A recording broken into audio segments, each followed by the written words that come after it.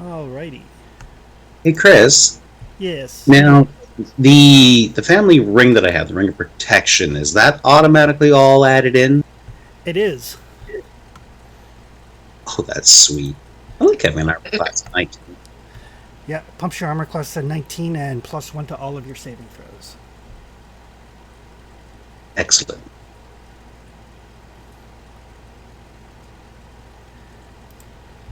Alrighty. So last time you guys had successfully dealt with the insane dryad Demetria and her attempts to turn some local youth into maenads. Dealt with her rather violently after it was revealed that she had Deacon's family ring. One of the few things he has that ties him to a family that everybody else in the world seems to have forgotten about. The fight with her was fairly quick. Her Geigen servant slightly less so. But you did manage to get out of the temple, rescued the youth with the Karina, the daughter of the Venter that you had met on your way to Estoria. On your way back to the city, she's taking her friends back to her family's vineyards to make sure that they get reunited with their family. But she did say to stop by the vineyards when you have a chance. Being really none the worse for her. You guys did take a little bit of time to scoop up some of the local flora that was growing in the grotto underneath the Mossy Temple. You acquired some berries that sustain you, and I believe some of the flowers and some of the mushrooms as well, although you're not entirely sure how to distill those down into anything useful. You make your way back to Estoria. It's like dawn has crusted as you make your way back to the city. So you've been gone for probably a day because you left in the you guys left late at night, traveled for a bit. So you've been gone overnight. You do know that you're supposed to meet Pythor in the morning, and you've also made arrangements to meet up with some dwarves who are supposed to escort you to the Mithril mines. Amongst the equipment that you got from Demetria, you did recover the horn of Belmetria. You have that with you, and you also have a bow, and I believe between Arathius and Sophia, you did manage to identify both the bow and the magical aura around Deacon's ring. Yeah.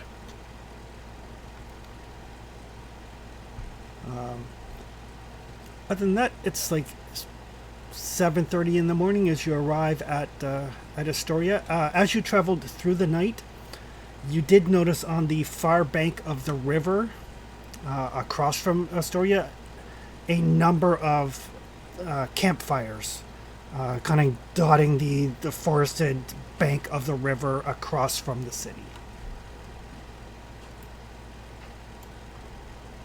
Like those wily centaurs. Yes, and a good number of campfires as well.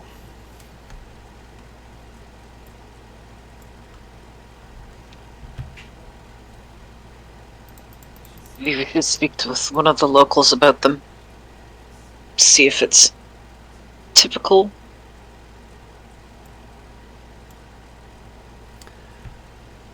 Or if that's new and unusual. I suspect it may be related to the centaur problems that they were whispering about when we were here yesterday. Agri just nods.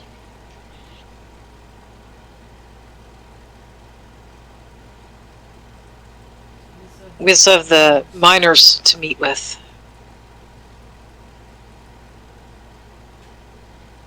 And Pythor.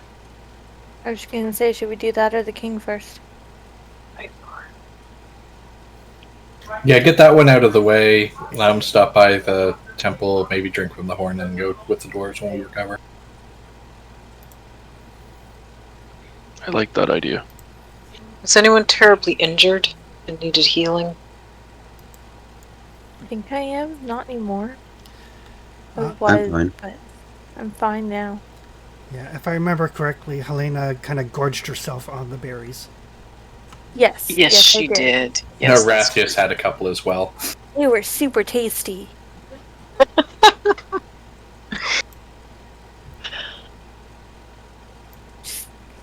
Should have taken more. Rathius is the most punchable face.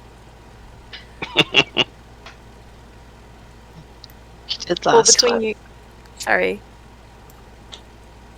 Oh no, go ahead. I said between I your was- punchable face and my big mouth.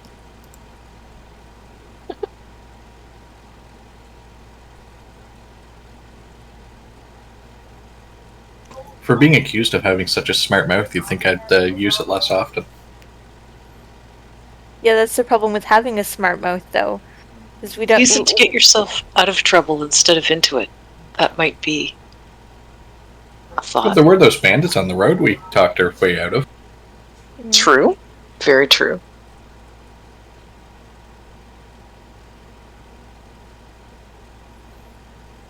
I can't talk my way out of it. That's what I have a crossbow for. What's that? So, what would you like to do? Agri starts to walk into town.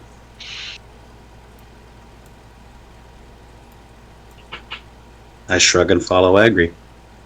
Everything we need to do is in town now, so Sophia follows along. Yeah, I ain't That going hasn't anywhere really- without the party. Bombadita, bombadita.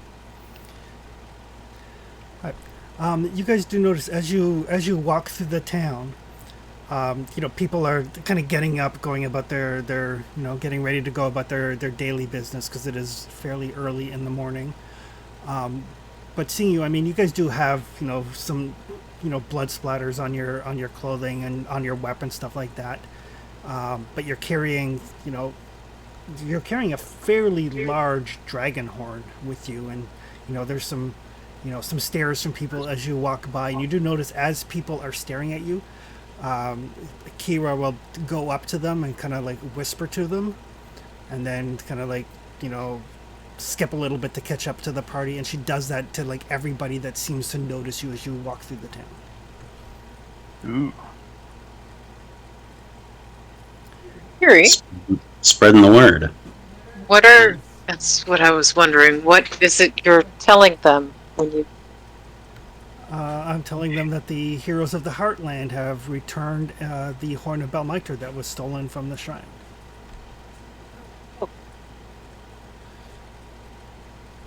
We are awesome. Technically, we haven't returned it quite yet, but... We brought it back to the city. It's returned. Those. One could look at it that way. Certainly closer than it had been. Getting closer with every step. It is.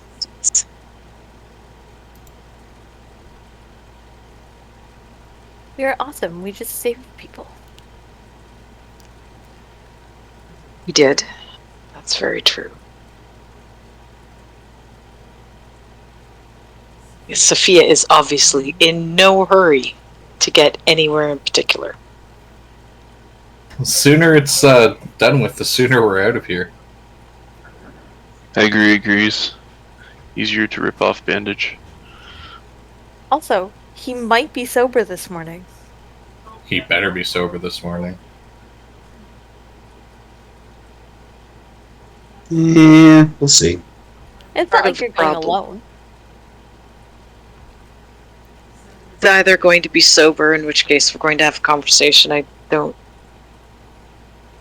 particularly look forward to having, or he's not going to be sober and he's going to be a disappointment yet again. So, Time to give him a chance to disappoint you all over again. So what you're saying is we should probably drop the horn off first and then go to breakfast? I would be surprisingly comfortable with that. I could The- totally use another one of those platters. However, Ow! I will forewarn that the longer we go, the more able he is to be into his cups.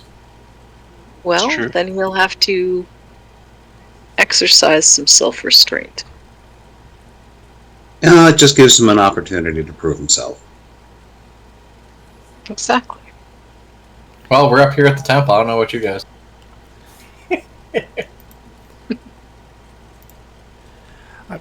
So at the temple, the various acolytes and everything are already going about kind of their daily duties, the cleaning and the some of them are meditating, and but the gentleman that you met previously, Aesop, kind of looks up and walks towards you with a smile. I mean, it's very obvious that you're carrying this horn. It'd be hard to hide it. Yeah, it's easily the same size, like lengthwise, that Helena is. Yes, I love being the short one. It's like, that was surprisingly efficient and quick of you. We aim to serve. We thank you. This is an important relic of the past.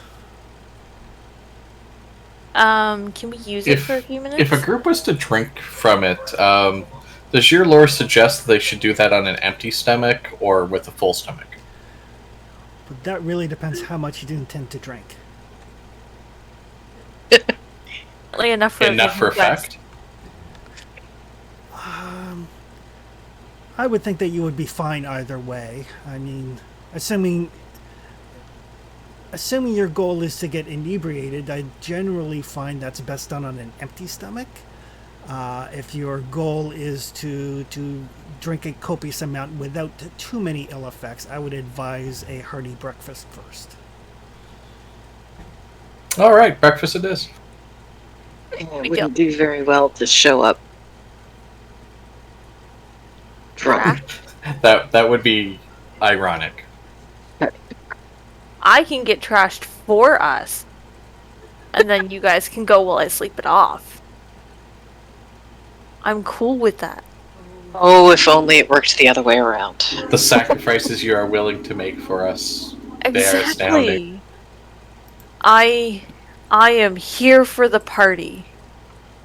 In more ways than one. I was about to say literally and figuratively. What I do, man. Alrighty, so you guys are going to go get breakfast first?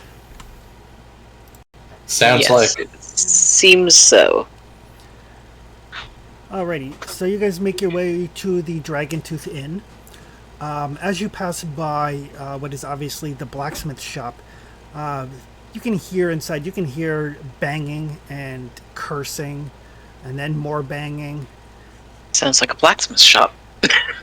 And then, a piece of misshapen metal comes like flying out the door and like embeds in the wall across the street. I'm pretty sure this place isn't up to health and safety codes. Sophia will call in. Careful. Why? It's early in the morning. Nobody's around. No decent folks anyway. Hey! that is Oh, true. for yourself. Thank you. Thank you. That is true enough. Speak for yourselves.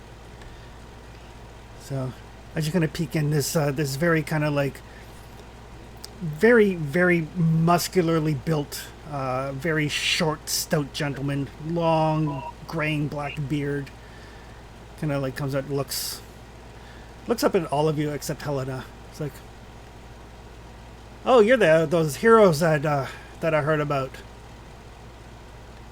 Yes, and my face is up here. I was looking at your face. Okay, well, Helena, darling, you do make it hard to look you in the face and not anywhere else. I know, it's the wings. It is.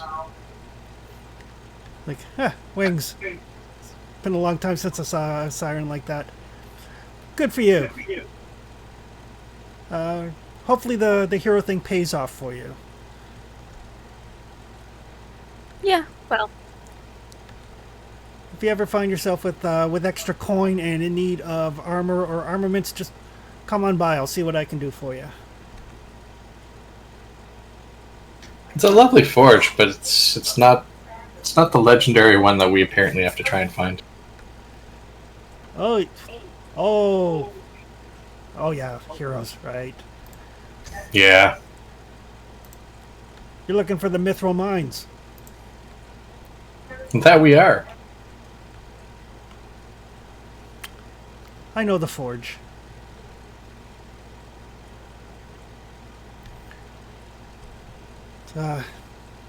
Times past, weapons and armor, great power were forged there.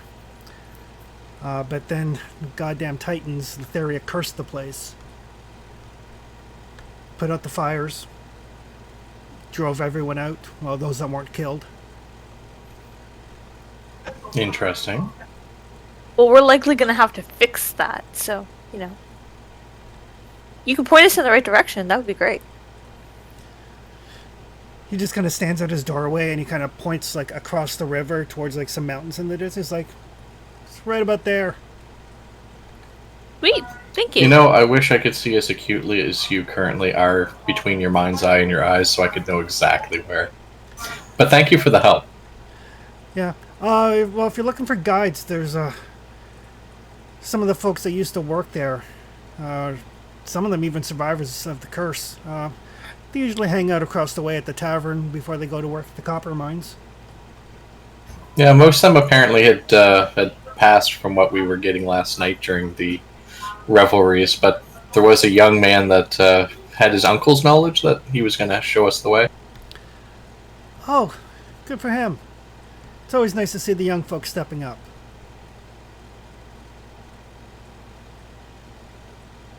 Tell you what, you get those mines operational cleared out, you let me know and I'll see what I can do for you. Sounds like a plan, sir. Thank you. Have a good day. And as he turns back in, he gives a little bit of a smile and a wink to Sophia. Sophia looks slightly confused. I'm not. She just kind of watches him for a minute and goes on with everyone else Once to we breakfast. finish crossing the street heading towards the tavern, it's like, so I'm pretty sure that was Volkan, Who? the god of the forge. Oh. Why would he be here? Why would he be This forge anywhere? is fucked. And we're the heroes destined to find it and relight it. Exactly. Yes, I suppose. We could ask him for directions, possibly. Yes? No? He actually pointed mostly the way, but Totally just gave them basically told us that the guy, the nephew that we hired, is going to show us the way. Oh, good. I was,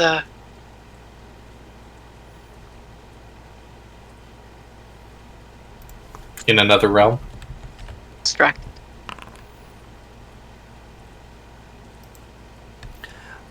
So you guys make your way across to the Dragon Tooth. It is fairly busy with folks getting their breakfast and stuff before they go off to work in the copper mines or the nearby fields.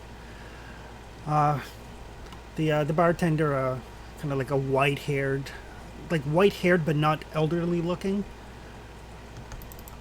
gentleman named Delphion. It's like, take a seat. Be with you in a minute. Absolutely. So you guys find a seat someplace, and there are a number of dwarves here getting ready to go out to work in the mines and various assorted folks. As you kind of take your seats, somebody roll me a d8.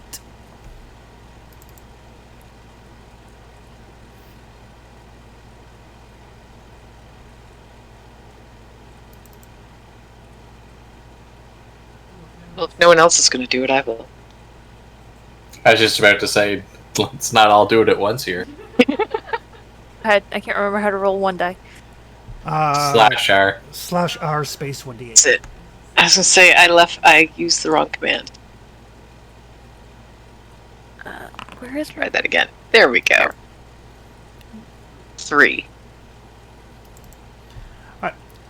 So as you kind of take your seats, there's various sort of conversations happening, but you do overhear the general talk of the room, as it were. It seems to be focused on in the city of Mitros. The Order of Sidon essentially is pushing for the destruction of all of the temples to the 5 in the city.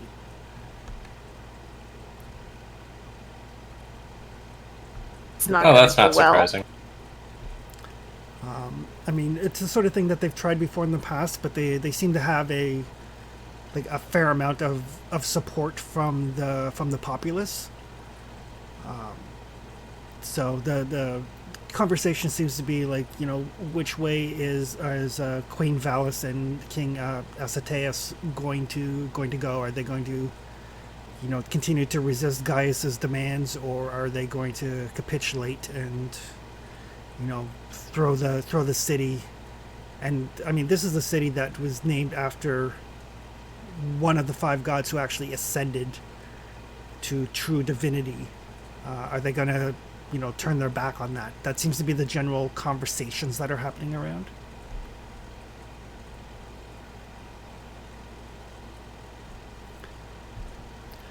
But after 5-10 minutes, Delphian comes down. He looks a little bit flustered, a little bit busier than he expected this morning. He's like, okay, what can I get for you? I will take one of your platters. Say, oh yes, you were here the other night. You want another one? It's delicious. Well, I'm not going to say no to coin, that's for sure.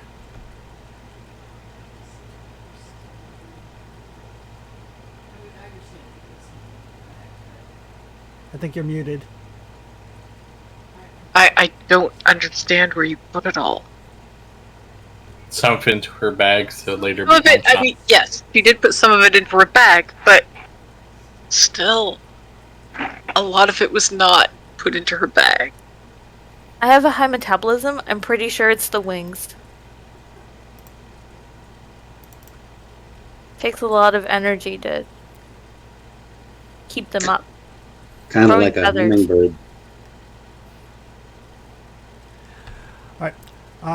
So as he's like talking and getting your orders, one of the serving folk comes over and brings down like just a good sized platter of cheese and fruits and barley cakes and a pitcher of wine, and just kind of puts it on the table.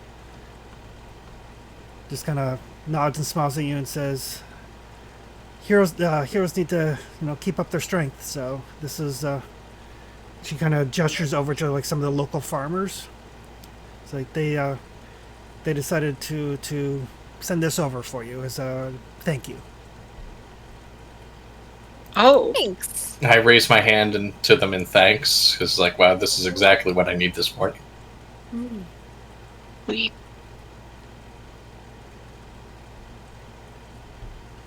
After the server leaves, Sophia leans in. Does anyone else feel slightly awkward about that? No, we're heroes, dude. Free stuff. Agri just starts digging in. But is there other ways of treatment? It's not that it's awkward, it's just we are in a position where we have to learn humility and to be humble and to be thankful. It's cool. It's cool. I got this.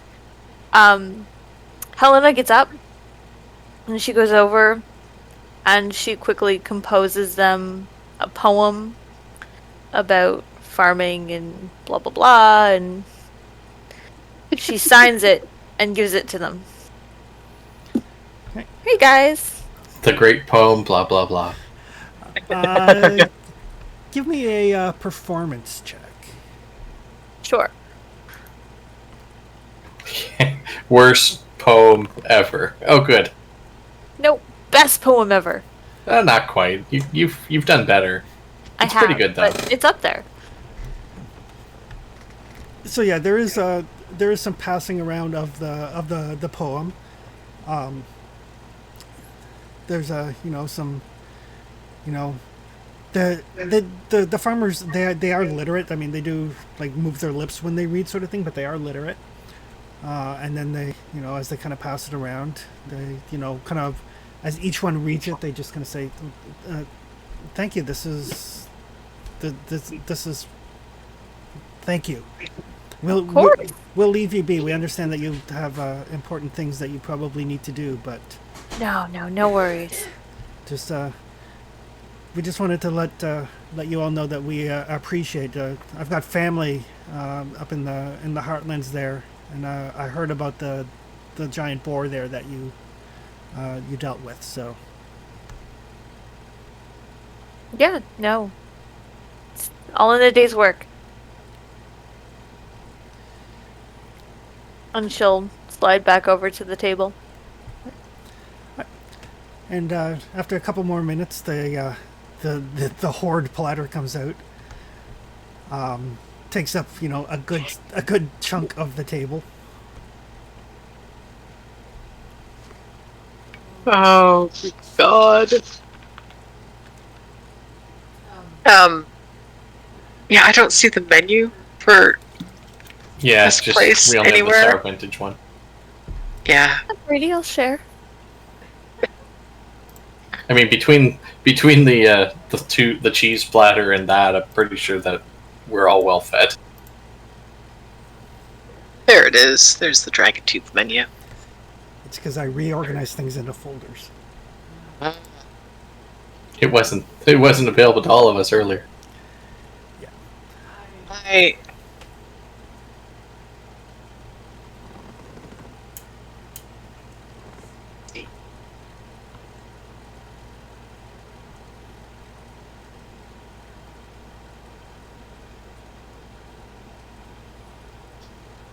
Yeah, Tigonites and Petamisi, I think. Alrighty. 3 drachma, but it should be worth it. And maybe some barley cakes to take. Alright. Yes. I think I'm just going to graze on the platter that was sent to us. Perfect. So you guys have a good hearty breakfast. There is plenty of food. You were there long after the rest of the clientele have kind of moved on, because unlike adventurers, they have jobs. Ow. I mean, you guys do make way more than they do, so there's that. Yes, that's why. That's why Sophia feels so very awkward about it. We're celebrities. It's a thing. Is it? It is. I don't know. I'm not accustomed to this sort of thing. We were I would be making my money anyway. the Sour Vintage gave True. us free food and board after we dealt with the boar as well. Agri like free food. Chomp chomp I chomp. wasn't getting famous on being a hero. I'd be getting famous on my poems. We're celebrities. Alrighty. So after breakfast, where would you guys like to go to? Time to go drink from the horn and then see good old Cranky Pot. Yes. Alright. It's So you guys make your way back over to the Dragon Shrine, all full of fruit and sausages and barley cakes and some phenomenal wine. And Aesop is waiting for you. He has the He has the horn. Did you guys leave the horn with him, or did you bring it? Did you keep it?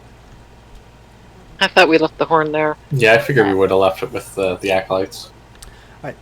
So he has it kind of back in its on its stand. Obviously not in the case because the glass around the case was broken, but he does have it in the stand. And it does look like as you're approaching, he's just kind of finishing cleaning it up. Well, Helena, you're right. You could recline in it.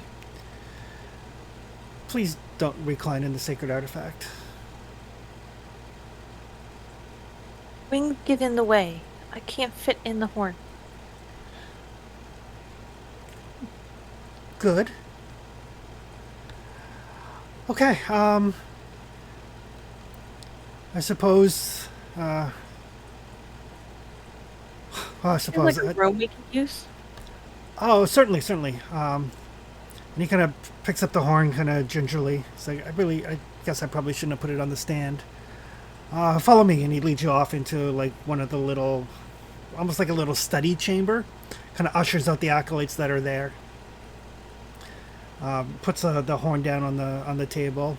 He's like, I'll be just outside if you require anything, but I will leave you to your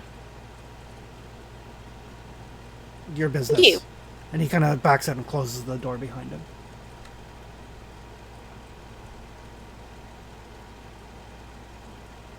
Okay, do we all want to drink from it, or do we want to leave one person in case we get fucked up? I think we're all supposed to drink from it. Are we? Unfortunately, I think so. Well, bottoms up. And you must drink deep from the bottomless dragon horn, for it will reveal a vision that I cannot see. I will just drink the thing.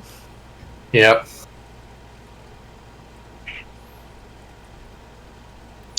Kick back and enjoy. We're going to be here a while.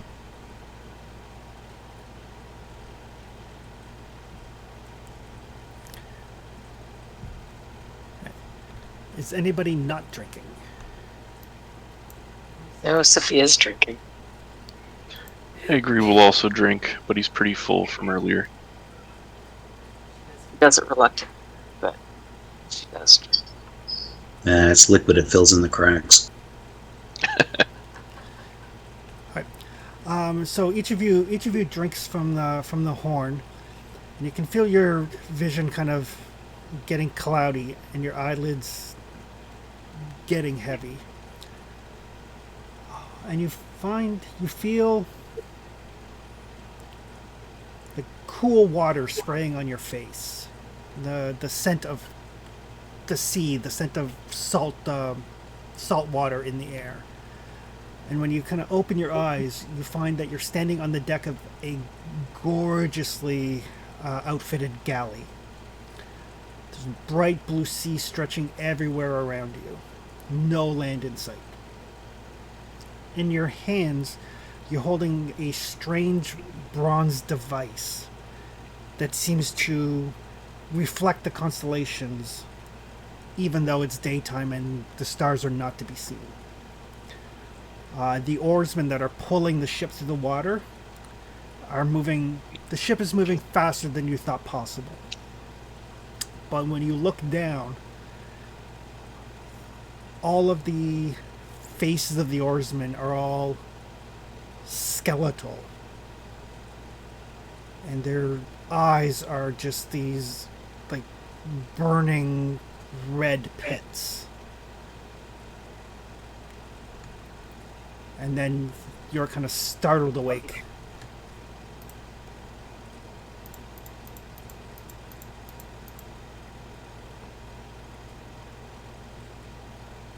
Oh, well, this what? Dude, that was the best trip I've ever had.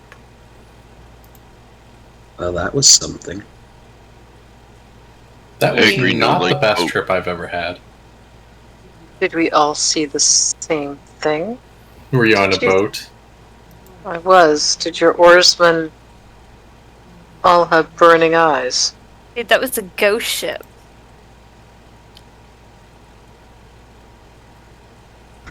Well, it was a magical conveyance with a magical stellar compass thing.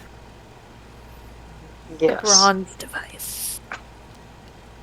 I want to say an orrery, but at the same time, I've never seen one that worked that way. Those of you that are trained in history, give me a history check. All Do I right. have any history? I mean, do it have definitely this. wasn't. I'm trained It in wasn't a sextant because it wasn't for calculating. It was literally just the orrery. Fourteen.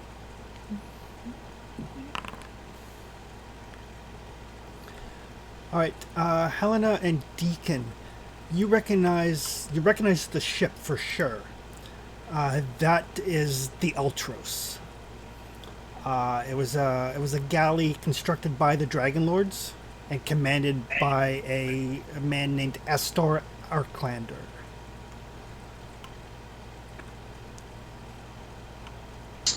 And what notable achievements did this boat do, and the person? The boat was his personal conveyance that he used to get from place to place. You guys would know that he was like a legendary figure. He was one of the Dragonlords. He was one of the first Dragonlords. But he was denoted for being particularly bloodthirsty and cruel. And some of the stories you've heard say that he started the first war between the humans and the native races of Thylea.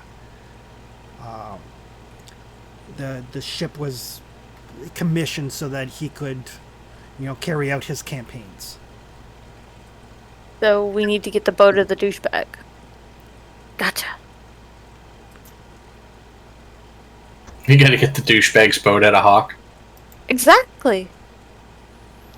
And about that time, you notice that there is a somewhat frantic knocking on the door. Yes. I was just wondering if you were still in there and, alive. Yeah, we're cool. What's up?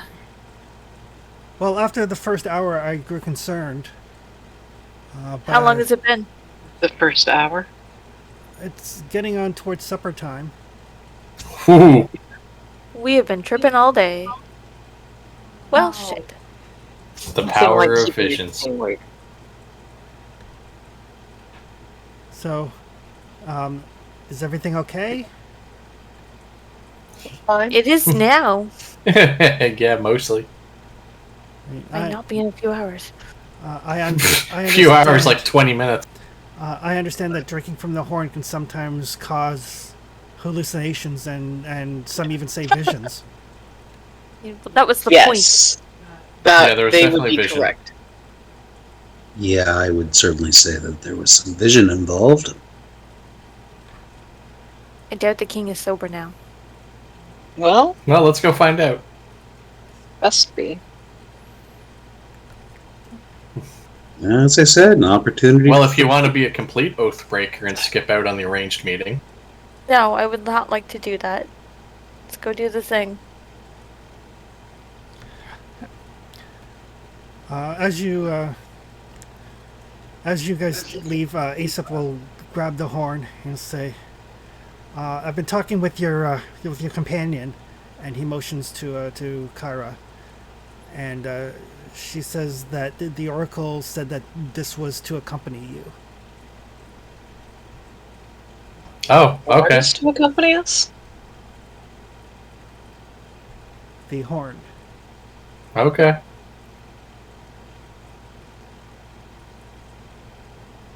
Well, that's going to be a bit awkward to carry. Is there a strap for it or anything? Vulcan probably has something in his shop. Yep. We can check with him before we set out to leave. Yes. They told you it was Vulcan. You did? You did. He's okay once you get to know him.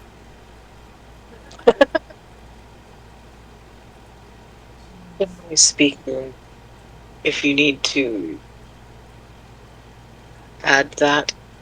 They are. We had a positively pleasant conversation with him after we almost had our skulls staved in by a destroyed piece of metal. Well, yes, he doesn't seem to think very kindly of those who wake early. Yeah. Well, either you're working, or you're a layabout, or you're someone trying to do something under the cover of low light. Yeah. More likely, he just doesn't think. If he's focused on something, it tends to run in the family. Really, I mean, to be honest. Hadn't noticed. But yeah, Snicker. if he's focused on something, then if things don't go well, he's got a bit of a temper. I'll keep that in mind. As Arathius gingerly rubs his nose. Yeah, I mean, I don't know how Theo manages to hang on there, but well, boy's got gumption, so he'll make a fine apprentice.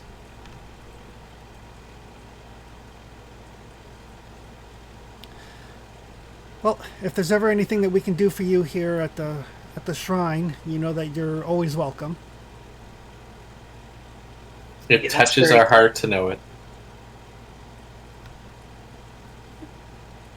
You're positively pleasant, and thank you. Well, thank you. I do try my best. We'll keep this safe. Or do our best. Thank you. I appreciate that. I know it may not... I won't hold you to that. I know you'll do your best.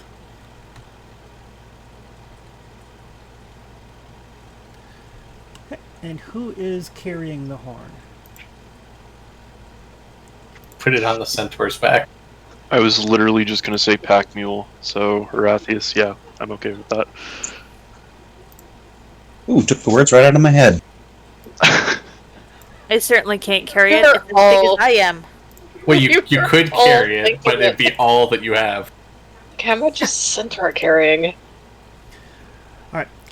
So as Agri, as you get this situated, you do notice that there are 2 command words inscribed on it that weren't there before you guys drank off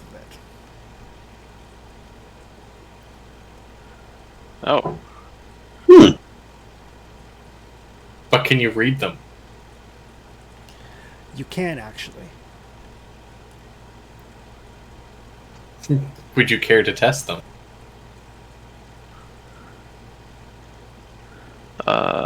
Sure. I will go ahead and say one of the command words. DM's discretion. Okay. All right. So you say the first word, and much like a cornucopia, it starts to fill with food, and then like water and wine. Oh. A fairly copious amount, like basically the food kind of flows out of it, and then the water and the wine start to flow out of it, and it kind of spills all over the ground because you don't have a container ready to catch it. As it starts to spill, Arathia starts grabbing it and trying to put it in his bag. I will immediately open up a water skin and just fill it. Oh good, I can only get one thing. I can't get the food and the drink. So yes, it provides enough food, water, and wine to feed up to 6 medium-sized creatures for a day. Oh. Nice. So we'll be able to keep what, Elena and Agri? Sounds right. Yeah. It's a good thing that I typically have a small appetite. Well, this is unexpected, but good. Well, we'll never starve to death. No, and the horn is undoubtedly going to be easier to carry than that much ration. Gosh, we literally just watched this myth the other night. I know, it's great. Alright. At least this horn of plenty isn't filled with weaponry. It might be. Say the second password. Okay. So, Chris, I say the second word. All right. So as Agri kind of intones the second word, this very, very kind of like thick vapor starts to flow out of the horn.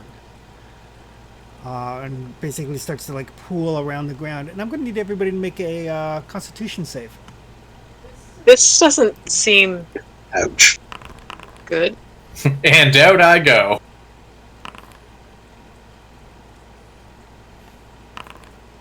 14.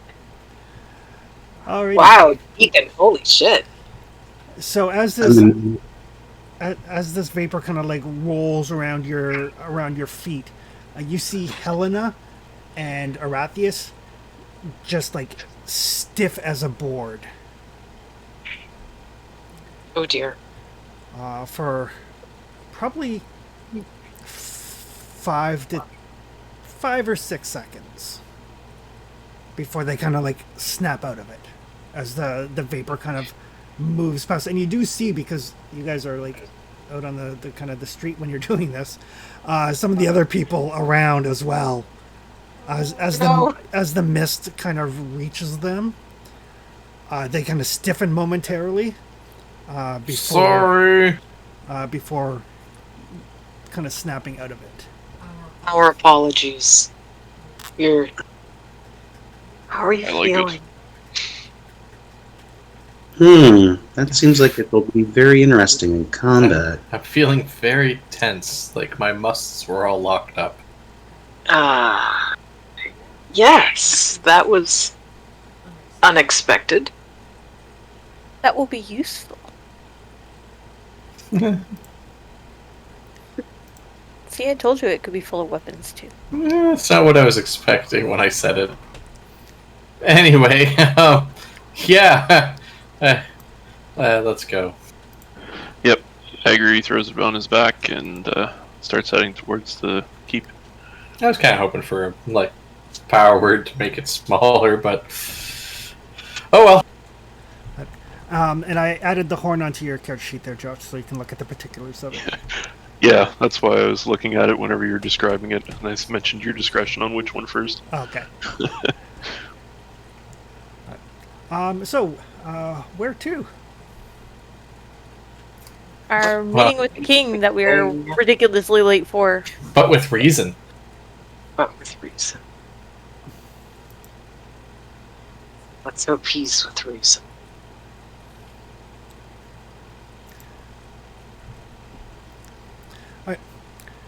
So, you arrive at the palace. The palace is not terribly far from the shrine. No, one might say it's down the block. It is practically right next door.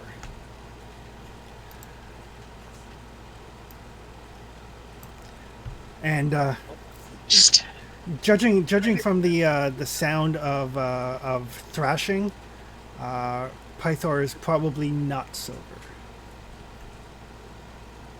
Well, we can at least tell Major Domo what we came by, and we'll check again in the morning.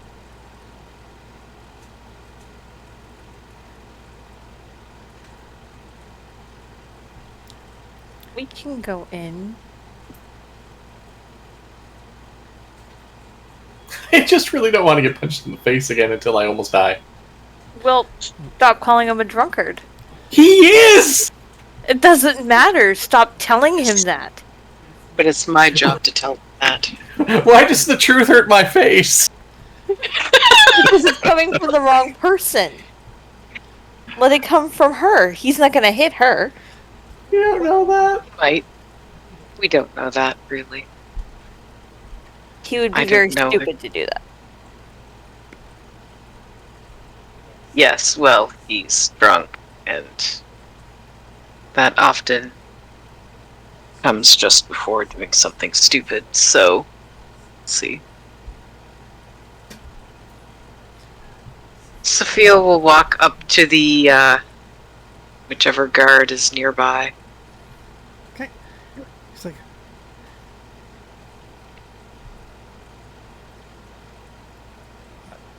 yes. Oh, you were here yesterday. Yes. Come on. Yes, the king was expecting us, at least in theory. I was gonna be upset that he was sober for like 3 whole hours. The guard just looks at him and says, like, until noon at least. Holy crap! And then Erathius looks at Sophie and goes, "Holy crap!" So 3 whole hours. What an accomplishment. For him, it is. It's 3 more hours than apparently the last month. Estoria wasn't built in a day. True enough. Let's go. Yep, Sophia walks in. Erathius walks in her shadow. As you walk in, Probably Kara, best for you to walk behind me, yeah. yeah, Kara will say, like, stay behind her or me.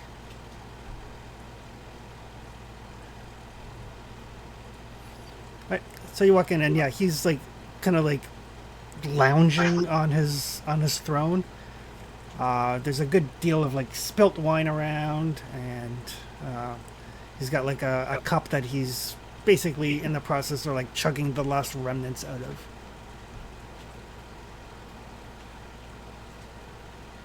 Sophia will stop about 20 feet away and just stand there until he acknowledges her. Looking disappointed.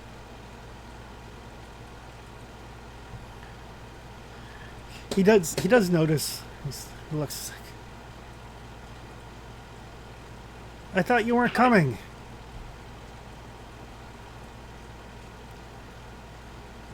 I won't speak to you when you're drunk. He kind of like stumbles to his feet. It's like, you said to go to sleep, and you would see me in the morning. And I waited. And I waited.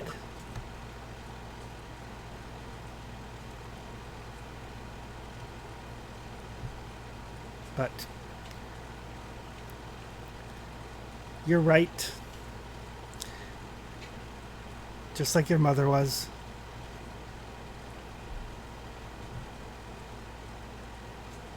He just kind of like slumps back into his throne. Like, go ahead. Yell at me. I deserve it.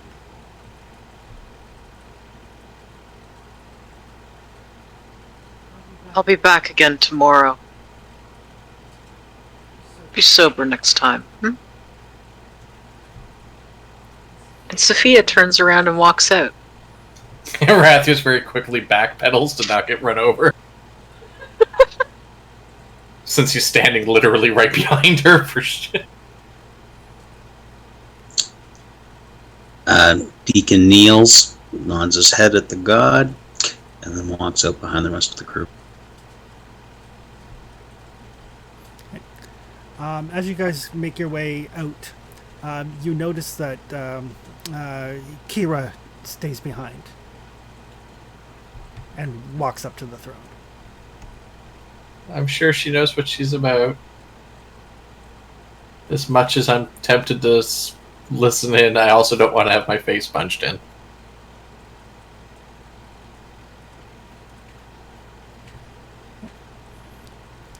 And then she kind of like leans over, seems to like say something to him.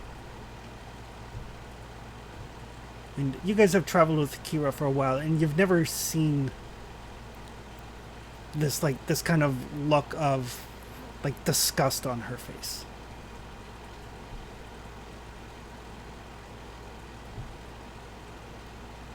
And then she like just joins up with the rest of you again. Okay, Erathius like wipes down the front of his pants. So, let's stop by the forge and see if Volcon's still there before we go back to the tavern. The Seems taverna. that way. Yes. See if we can get a strap for that horn.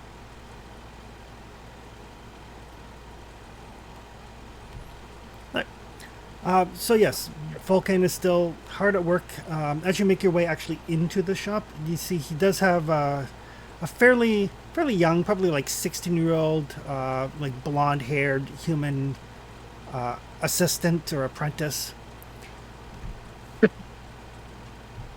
And for all of his kind of like bluster at the door sort of thing, he does seem to be instructing this young man in proper techniques, proper, how hot to keep the forge depending on what metal you're working on, and so on and so forth. Like, he's deep in instructor mode, and it's a very clear change over his demeanor. Oh, Sophia doesn't interrupt him. Yeah, Arathia strangely is just raptly paying attention. And the young boy kind of like, and Vulcan looks and was like, "Oh, hero folks, it's still alive." Amazingly. Interrupt. We can wait. Oh, no, it's okay. Theo, practice what I told you. And he makes his way over to you. You do notice that he walks with a very pronounced limp. They look human otherwise? He looks more dwarvish. Like, he's like about 4.5 feet tall and about like 4.5 feet across the shoulder. 4.5 feet tall, 4.5 feet wide. Yeah, and he is like, he has the build of somebody who works hard at his job. It's like, so what can I do for you? Weapons, armor? We have a rather large horn that we need a strap Or for. conveyance. Maybe a strap would be enough. Well, we don't know what he has. We were just told that he may have something, and if not, he's definitely the first person to talk to. Yes. We need a way to carry this thing, and I point to Egri's back. As long as you don't slap him on the ass when you do it. No. Oh, We can fit so many dwarves in this thing, smack. oh yeah, I can put a strap on that. That's no problem at all. But what are you doing with the dragon horn? I meant the horn, not the centaur. Well, yes. That's what he's referring to. You know, the horn that we're just dragging around. Or saddlebags, maybe? I do have Sure. saddlebags. Saddlebags probably do. I mean, I know a lot of the centaur folks don't like to that sort of thing, but I mean, if you're okay with it, I do have some. Agri shrugs. The saddlebags is fine. I understand who I am. Okay. Well, that way we can keep it hidden as well. Yeah, no, As long as apparently there's- after Large enough. conversing with our friend here, as I gesture to Kyra, the acolytes saw that we should carry it with us on our journeys. That would further serve us. Oh, I see. Okay then. What? Nothing. I'd be careful of that one. She's a troublemaker. Fury? I know, right? She's she thinks she's smarter than she actually is. That's a common trait among quite a few people, though. Hey, I'm standing right here. Not just Come on. you. But yeah, I can get you some saddlebags. I got could probably I got like a sleeve here for a bow to keep it safe from the weather. That would probably help to keep it somewhat disguised. That works. Yeah, we can Nice. we can do that for sure. We'll take hardly any time at all. And he kind of like limps into the back, and he comes out with like a leather case for a longbow with like a flap that folds over the top. Like, yeah, this should do it here. It's got some straps on it, so you can wear it if you want. You can put it in your saddlebags. Yeah, no, this should do the trick nicely.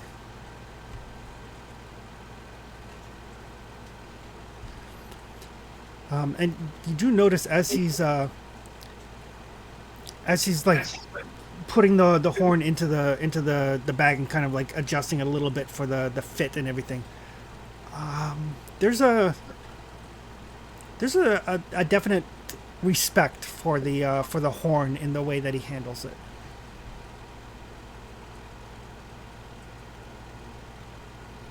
What are the odds are he might have made it?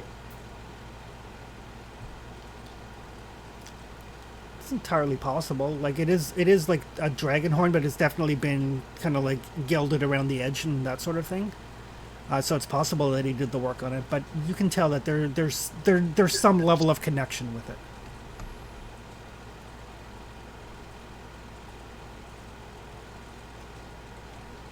You seem familiar with this. Well, I admire the craftsmanship, and I know the sacrifices that the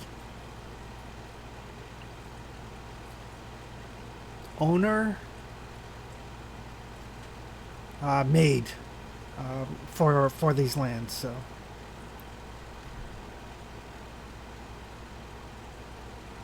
Who was the owner? Balmitria. She was one of the dragons. She was one of the first dragons of the Dragonlords.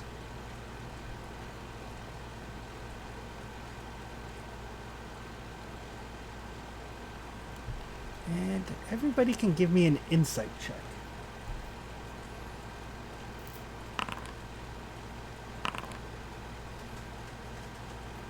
Ooh, I'm insightful. Must be all the quiet.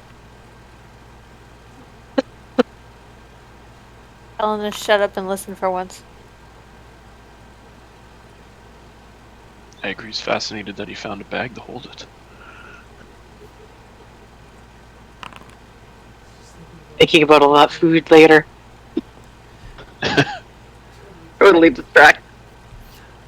So Erathius, you can tell there's something that he's not saying. There's more to his connection to this than just that he admires the craftsmanship and that he knows, of the creature that that this belonged to or that was part of. There's something there that he's not saying, but you're not sure in what capacity. She was truly special then. Yeah, she was.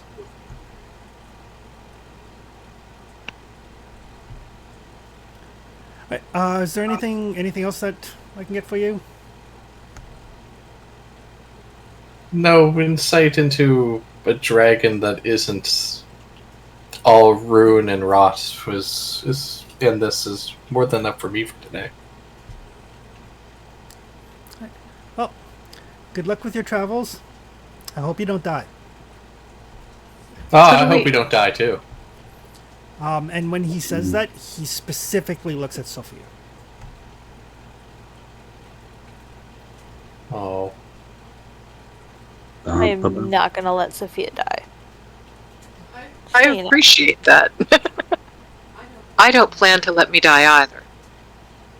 To be fair. Or let any of you. In case you were worried. And he kind of turns back. He's like, "Okay, Theo, let's get to work. We have some swords to sharpen, and then I'm going to show you how to make a proper axe head."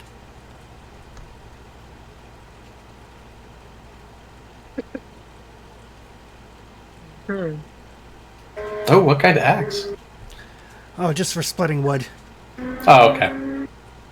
Still interesting, but not as interesting as it could have been. Important. Oh, always important.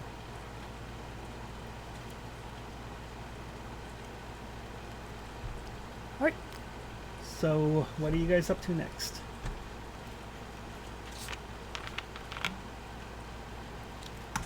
So we have another day to spend. Well, another night at least. I mean, most of the day was spent for us. Yes, true. But we do have the evening and no plans for it. Do we want to go across the river and see what is. Oh, See who has the fires, or do you want to ask around the taverna first about the fires? have to go visit the Vinter and check in with the daughter and her friend. Yes, make sure Do everyone that got as back well. safely.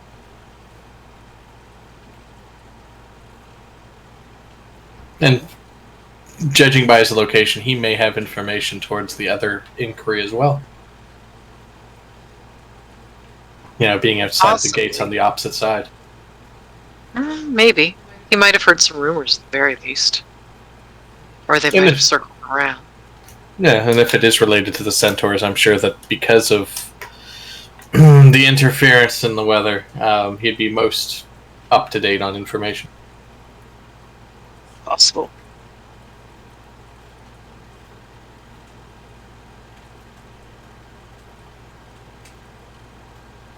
We'll head off toward the Vinters. So I wonder what your Yeah. uncle wasn't saying. Well, I mean, technically uncle, I suppose.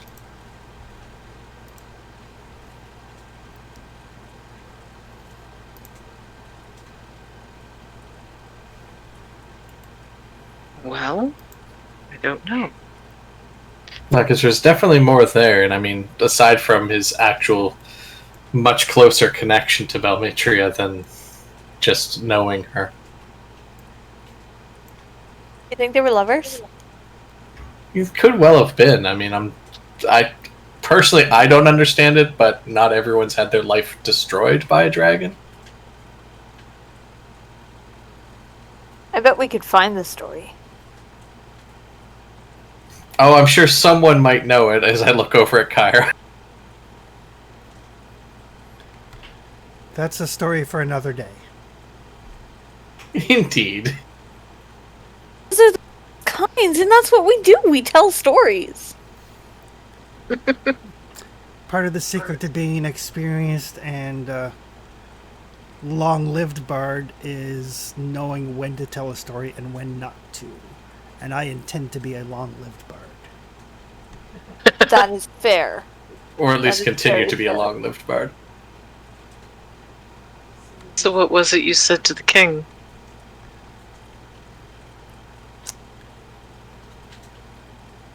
I told him that I explained to him that it wasn't your fault. And I explained to him that you deserve better.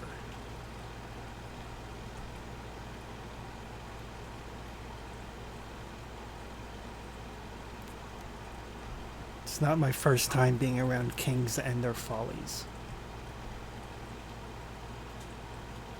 Not quite what I expected. But I do appreciate it.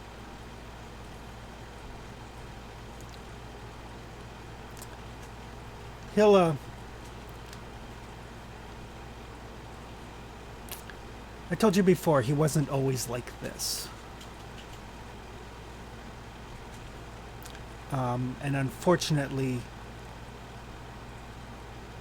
he's not likely to get better. Not without help. Well, I am nothing if not stubborn. Although I'd prefer not to live the rest of my life in this town. If that's what it takes for him to have a sober day.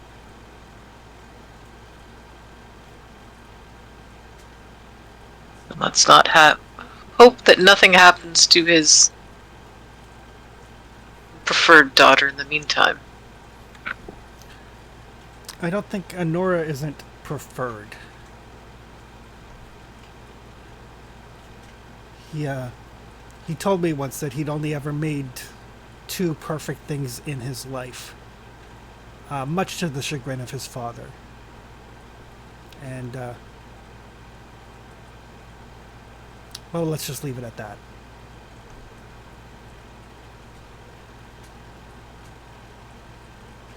As we're walking in outside Astoria and they're talking, Erathius to keep himself from interjecting, suddenly manifests a glaive in his hands and takes some practice swings with it into the grass.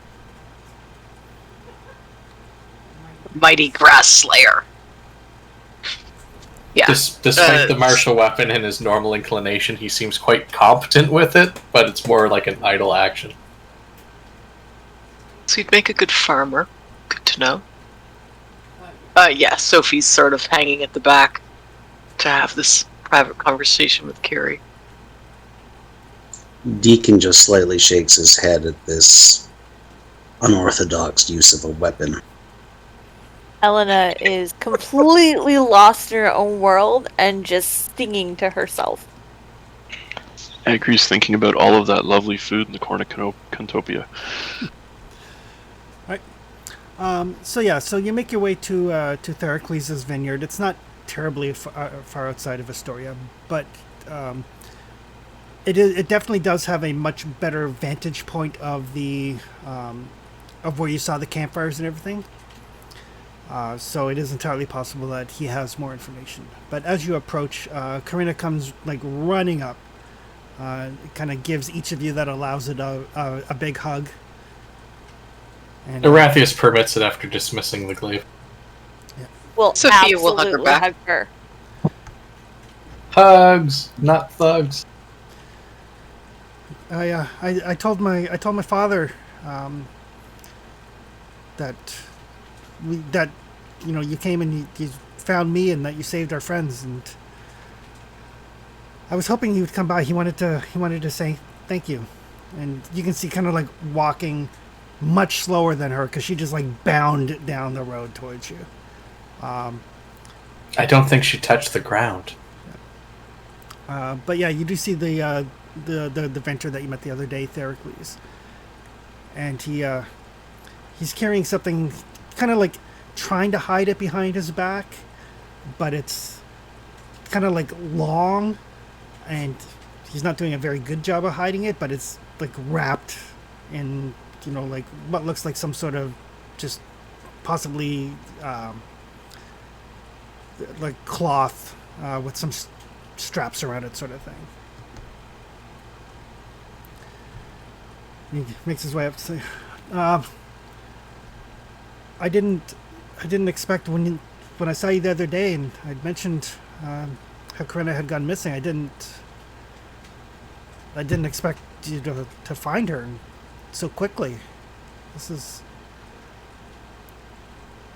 the gods must be smiling upon you. And when he says that, he does make like the evil eye sign to ward off Sidon paying attention. I'm afraid I don't have coin, but We did not do it for coin. and I thank you for that. But I feel like I should, offer something.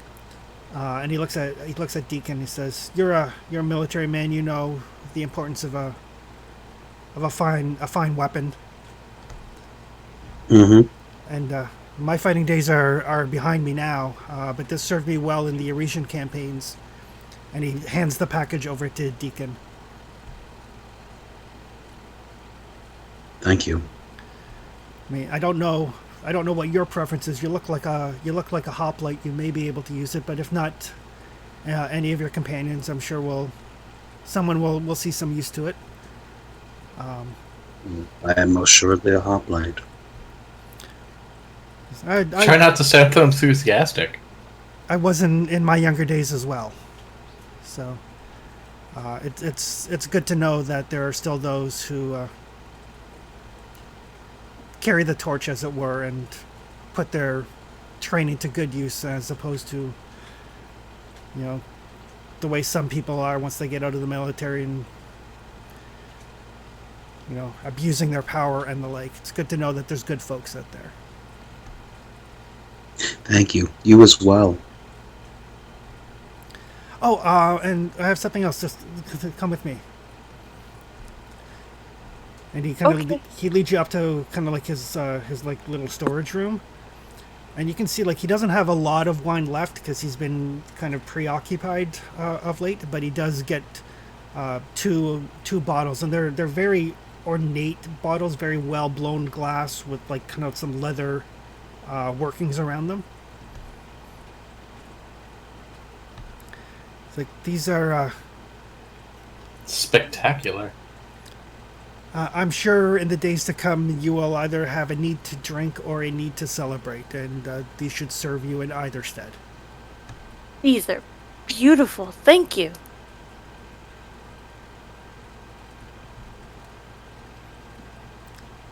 Thank you. I was wondering, do you know anything about the fires that we've seen on the other side of the city? Yeah, it's the. And he looks over at Agri. He says, "No offense, it's the centaurs. They've got a small army camped out there. To what cause? Oh, to enforce Lord Sidon's will." Ugh.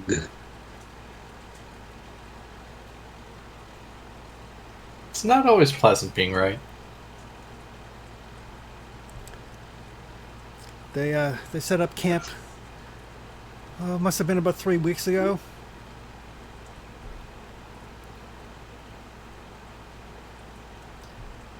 One of them. My understanding is what I heard last time I was in town is they made some demands of the king, and then retreated and set up camp across the river. But maybe we can solve that problem by talking to them. I'm less inclined to think that would happen, but we can always try. Well, in the morning we can ask the king what the demands were. I'm pretty sure we know what the demand was. Yeah, I think we were already had discussed that. Right, Sophia? Sorry? What the centaurs demanded for Lord Sidon? I don't think we need to go into details. See, told you we knew. But maybe they can be persuaded to fuck off.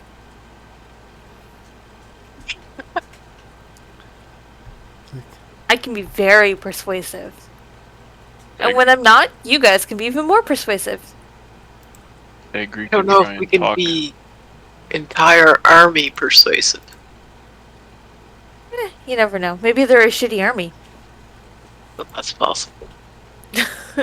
Agri could talk centaur to centaur. Do you think it would work? Don't know.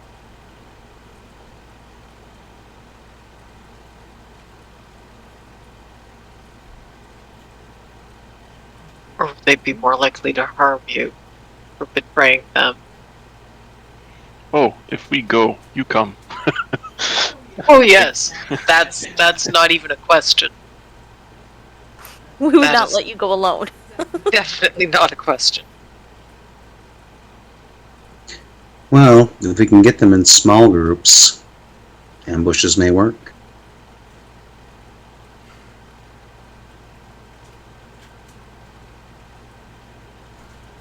Is there a way that we can just not have to take on the whole army?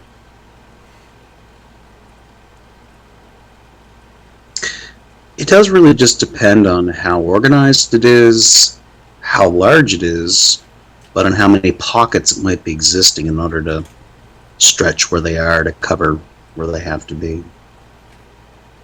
You mean take out funding or possibly a commander or something?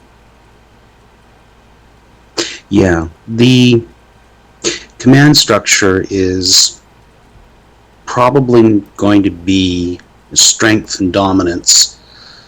And if you remove that, then you may start internal fighting to see who gets to be the next leader, because sometimes that does happen with these groups. Who takes over as the tribal chieftain? Agri just nods in agreement. Yes, So- someone will be standing up and want to be acknowledged. So if we fuck up the chief, that could make them piss off for a while? Or at least cause chaos. And then they can't enforce Sidon's demand if they're in chaos. Yep. That could work. At least buy us time.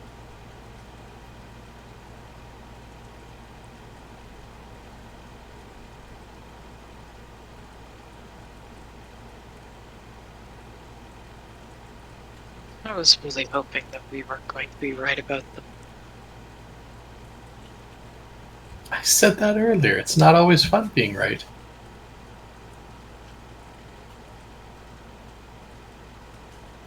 We are the chosen adventurers. It's never gonna be fun. Hey, it can be fun. Heroes. Heroes. Right. Sorry, it's fun when people, give us great wine.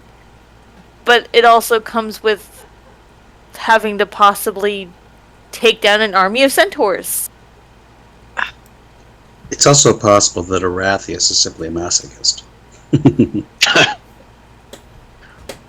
Whatever do you mean? You lead with your face. More often than not. How can I be assured that something will meet its fate than if I do not see it so myself? Well, By you trusting can your start fates? by not leading with your face. You have magic Maybe, for a reason, dude. And I use it. I have this neat trick that the next time we know we're going into something, you'll see it. Hey. It won't just be something punches me and catches on fire. That's Sounds good, probably dude. good. More skills are better. Well, should we head back to the taverna? Okay. Before you go, Corinna does stop you and say, I know my father has offered, but if you ever need anything, I am a fair shot and an excellent scout. So if you need such skills, don't hesitate to let me know.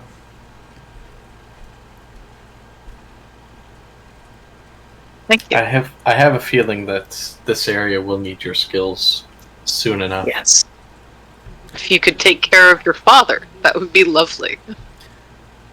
Oh, he puts on, but he's the one that taught me how to shoot. So I would I'm- hope so.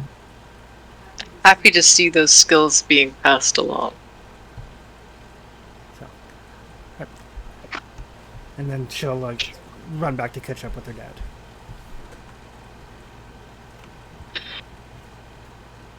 Masochist, really. A conversation to have in front of such an impressionable one. Well, she seems wise beyond her years. Sophia looks after them for a moment, sort of wistfully, and then turns and starts walking back toward town. Dun, dun, dun, dun, dun. So yeah. And I am years despite my wisdom. So yes, you guys can get back to Estoria. No problem at all. It is getting on towards supper time. As you arrive back at town.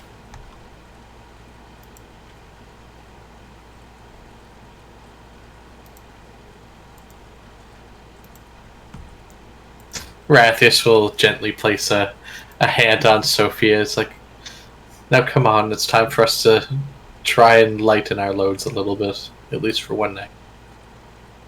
Oh, I'm fine. Oh, you're certainly fine, but that doesn't mean that you're not carrying a load. We all are.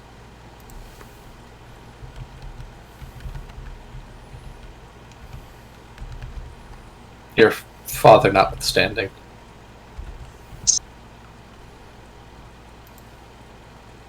I've managed fine without him thus far. Indeed, look at how bright a flame you've become. And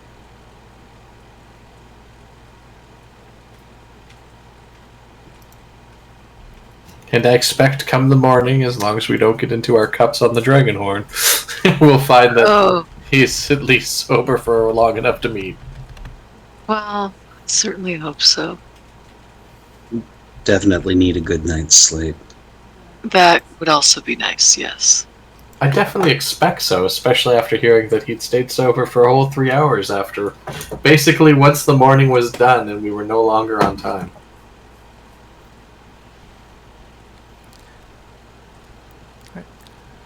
So you guys are making your way back to the Dragon Tooth? Yep. Yep. All right. So yeah, it's not quite as busy at supper time as it is in the morning. But you do see some of the miners are here, a couple other people. And when you walk in, the young dwarf that you had talked to previously about escorting you kind of grabs your attention. It's like, come. I was talking with some of the older folks about going to the mines, and they wanted to know if you would do a favor when we go. Well, do tell. We're certainly willing to consider. We haven't turned anyone down thus far. When It is in their capacity. when they left, some of them are old enough to have to remember the exodus from the mines, and there were people left behind. They're willing to pay coin if you can, bring them what you find so that they can put those souls to rest. Cover the remains, you mean? No, Absolutely. no tokens of them so that they can be remembered. I think either would be sufficient. If you do find something. Yeah, we can certainly keep an eye out. They won't let on, but I think they're excited that somebody is going to the mines. Well, it was a tragic event leading to the Exodus, so I'm not surprised. We'll do everything we can. Okay, I'll be ready whenever you are. I think we'll probably be heading out tomorrow out in the early day, mid-afternoon.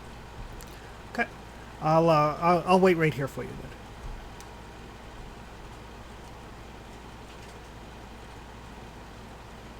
then. Most excellent. Alrighty.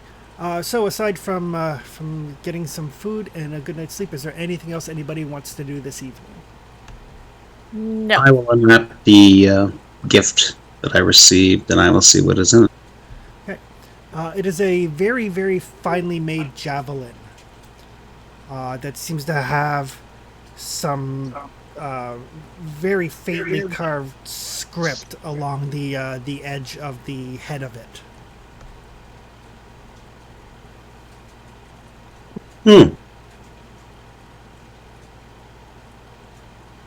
Interesting. not.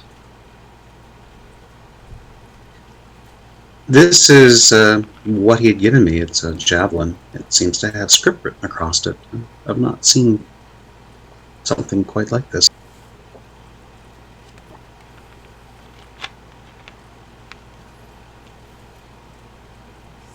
Say.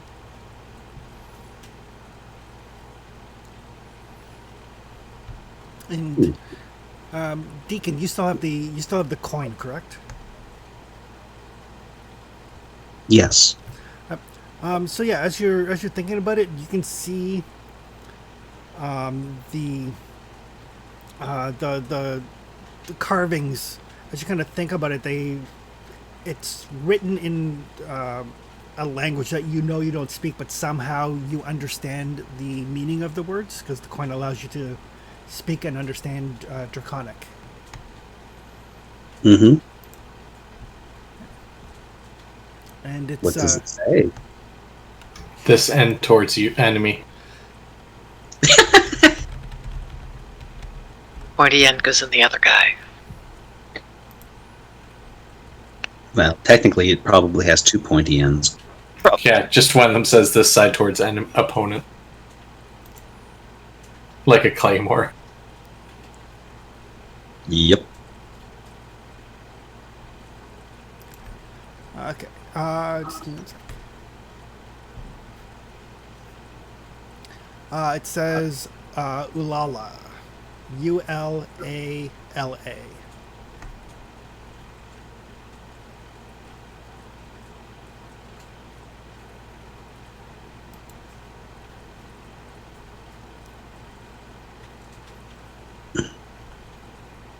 Okay.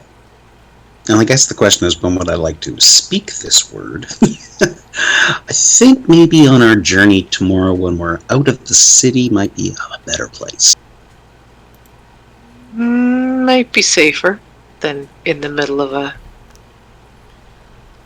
fairly well-populated tavern. Fairly. Well, Lord only knows what it does. We'll find out on the road tomorrow.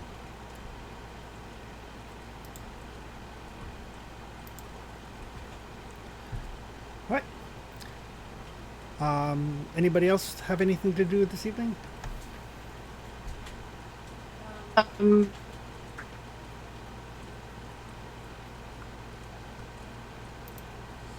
Sophia's going to keep an eye out for Ms. Volcanus. Sorry, for who? The blacksmith. What was his name again? Volcon.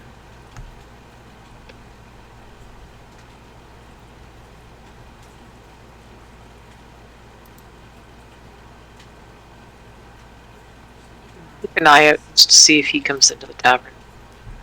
He does, eventually, probably after you guys have been there for an hour or so.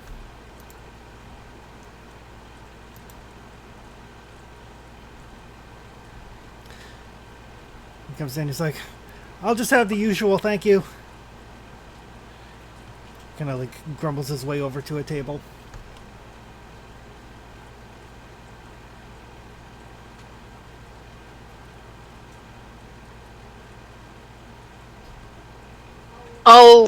As he's going toward a table, I'll invite him to join us at ours. It's like, oh, sure, Delphion, I'll be over there. The white-haired bartender just kind of acknowledges.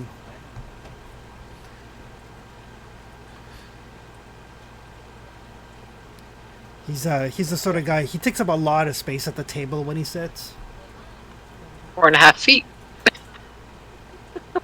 Well, it's a good thing that we already had our food. Like, Well, and we tend to get a big table anyway, just because some of us aren't quite small. Well, I mean, the He's amount not the only Helena one who eats. takes up a lot of space. And the amount that Helena eats needs a lot of table space. Yes, it does. She's probably chomping down on another platter. so, you're still alive. Good job. We keep doing that. You keep being surprised. I'd rather be surprised than disappointed. Oh, that's a lovely... Yes. Well, we'll see what tomorrow brings. Ever the optimist, I see. Optimism is for birds and children. I resemble that remark. But I'm not a child. You don't strike me as the optimistic type either. Well, I hope for the best. I mean, obviously, I don't expect the best, but I hope for it. So do we all. And the server comes over and brings like an assortment of like, you know, olives and cheeses and fruits and stuff for him. Some wine. It's like, thank you. Just put it on the tab.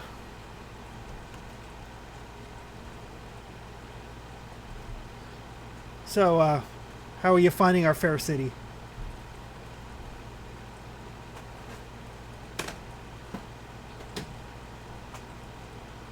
Plentiful so far. It's nice. We're a city. Well, it's not as grandiose as Mitros, but you know, it gets it's quaint. Well, it has its charms. Mitros, on the other hand, is a little exceedingly busy. Yes. Experiences are worth it. There you go. And as he eats, he does have a. He eats with far more table manners than you would assume his generally gruff demeanor and, you know, blacksmithing background would indicate.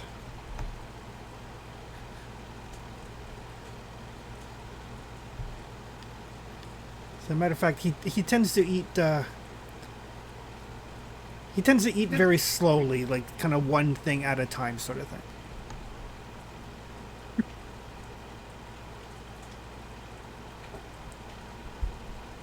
Pretty much like he's savoring it. Yes.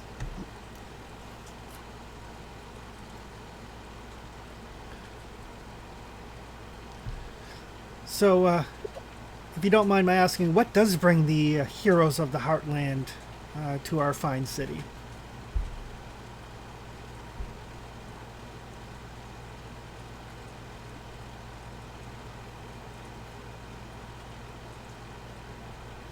Well, the horn. A chain of events, really. Yeah, to be honest. Lots of our hero quests led here.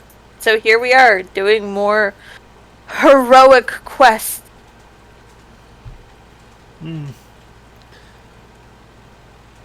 that's good. Looks over at Kyra's like, well, I'm glad somebody's doing something.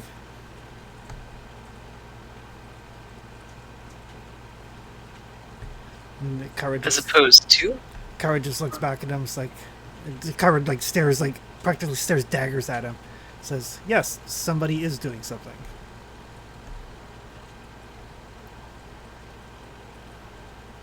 I am sensing some tension here that y'all need to work out. It's fine. It's the kind of tension that only happens when someone gets close. Aw.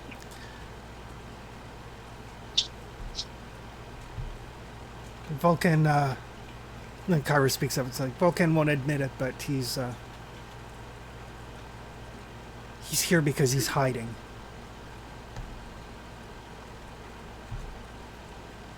Hiding from what? More of a who, probably. And Vulcan basically just stares at her and kind of like puts an olive in his mouth, kind of chews it like he's doing his best to contain his temper. Oh, this sounds like a story, and I need to know. Says, I'm not hiding. I'm mourning.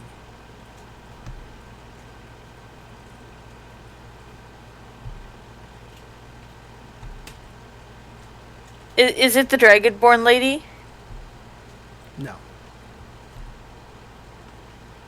What are you mourning then? Or who are you mourning, rather, I guess? Nothing you'd understand.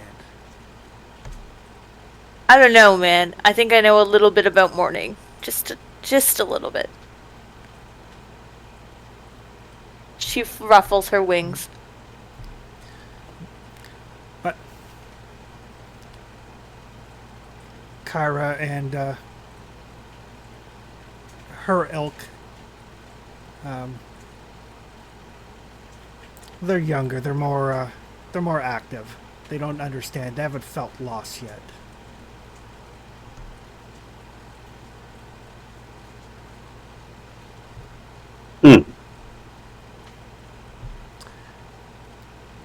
But he just kind of looks and he kind of like pushes like his unfinished food away and he says, and he looks at all of you and says, I hope none of you ever do. And then he just gets up and walks out. Bit late for that.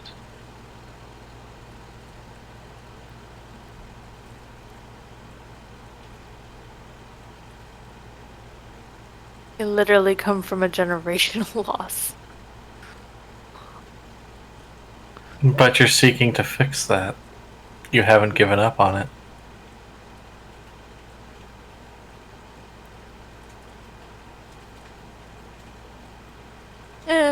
Fix, avenge. Still, you're driven to act upon and against it. Something. When one says hiding and the other says mourning, it implies that someone's been crushed utterly. Deacon just looks like he's smoldering as he drinks some wine. Agri leaves the table and goes to his room for the evening. Okay. And Kira does as well. I will as well. Well, that was not Yes. as much of a story I was hoping for. But it tells you there's more to that story. There is, but I hate it when they leave the ending unfinished. Well, just don't try and fill it in yourself. Well, no. No creative license. No, I am not one of those poets. That only gets you into trouble. I think I'll go find myself a nice spot in the upper courtyard to relax. Okay.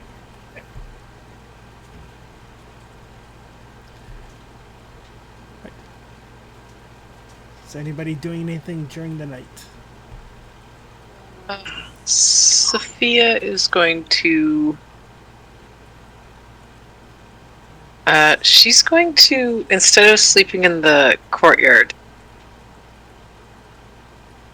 she's going to go out of the city gates. Out here by the number 2. Okay. And just make herself comfortable. There are a couple of guards kind of working the gate to look at you oddly as you make yourself comfortable, but don't say anything. I am not. Unless Sophia is trying to be sneaky, I'm not gonna let her sleep outside the city by herself. No, Sophia's not sneaky. She's 7 feet tall. I didn't think so, but yeah, no, I won't let her go sleep outside the city by herself. It's definitely not her specialty. And practically glows in the moonlight. Pretty much, yeah. She's kind of visible, no matter what. At least you don't actually factually glow partially in the moonlight like I do. No, that's true. But yeah, Sophia says, don't worry. I'm accustomed to sleeping outside. Yeah, it's not the sleeping outside I'm worried about. What are you worried about? Army of centaurs outside the gate? Yes. They're over there. I'm over here. If they were going to start taking pot shots at anything at the gate, it would probably be the guards, not me. Yes, but you could be mistaken for a guard.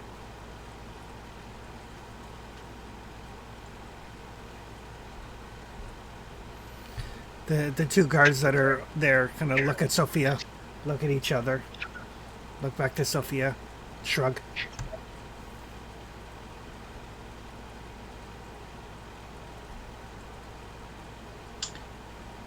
Deacon's going to tend to his weapons and armor before going to bed. Okay.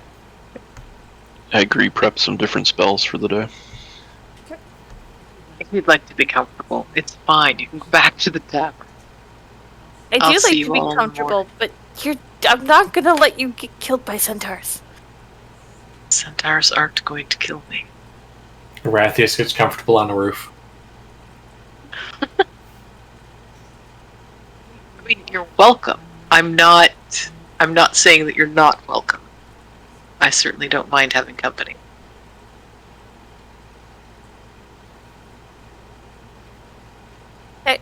And then she settles underneath a tree. You act like it's the first time I've slept outside. I never know how I know, invested people are in the The leather fools people, but Kinky. I can do the outside. I've been camping like once. Oh dear. Yeah, Would you two keep it down on the other side of the river, please? And as I guess we are kind of. go ahead. Oh no, I was just going to say we're not on the other side of the river, and then I took a look and went, oh no, I guess we are just by a little bit. So yeah, and as darkness kind of settles in, you can see the campfires much closer from the side of the river that Sophia and Helena are on. And there are maybe 24 different campfires that you can see.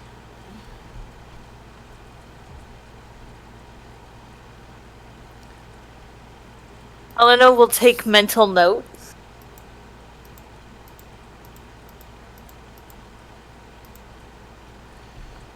And yes, my map has a day-night cycle.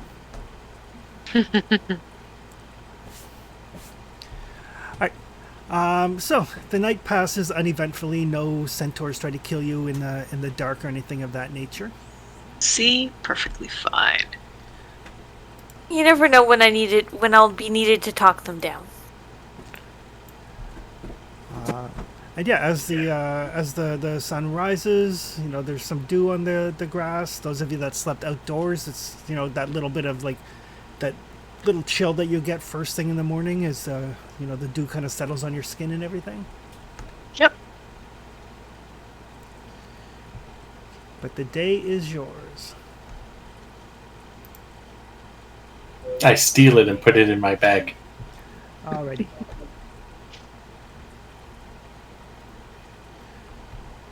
And Deacon, since you spent enough time with your new javelin, I will add it onto your character sheet. Thank you.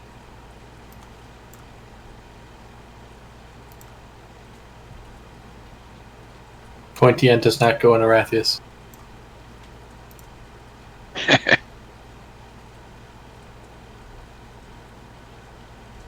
Try not to. Hell, I took a dent in my shield for you. That's saying something. Ooh la la.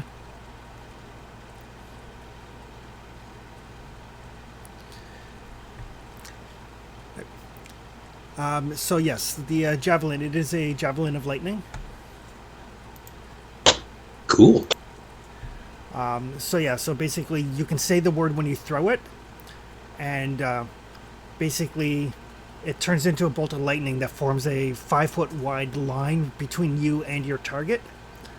Everything in that line other than you and the target has to make a dex save or it takes lightning damage. And then it turns back into a javelin when it hits the target. Love it. The target itself, if you hit with the javelin, the target takes the javelin damage plus the lightning damage. Love it even more. Yeah, and it is usable, like the lightning part is usable once a day. Cool.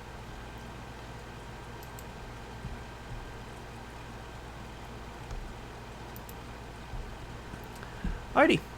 So yes, you guys are up and awake. You can have a breakfast before you head out to do what you would like to do.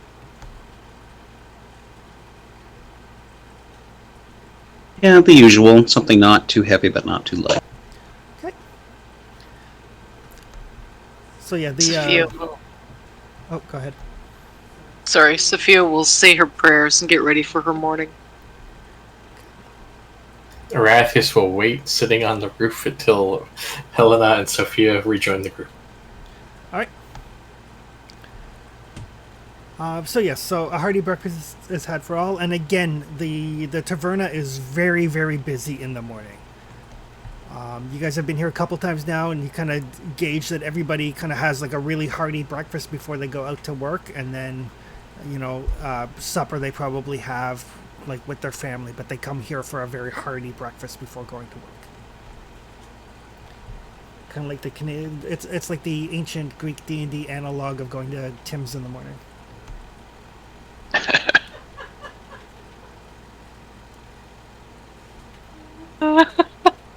Everybody gets together for the morning gossip. Pretty much, yes. The thing. Oh, did you hear what happened to the Zamboni over at Charles's?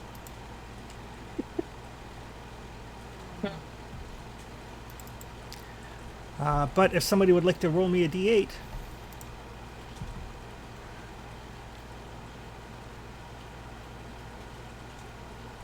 This D8 rolling is getting suspicious.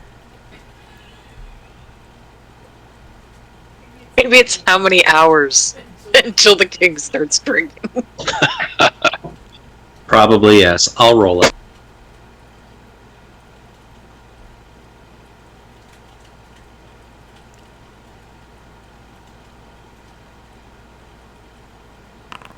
Ooh, if that's the case. 8 hours. Woot woot. no, there seems to be quite a hubbub. Word has apparently gotten out that the heroes are going to reopen the mines. So there's a lot of hubbub about that this morning. Oh, I'd love to meet the heroes behind that.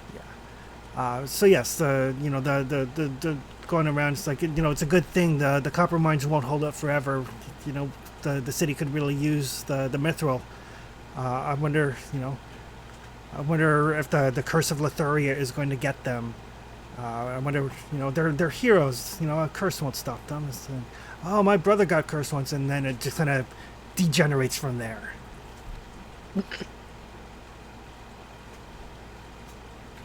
Well, the curse of what? Lutheria.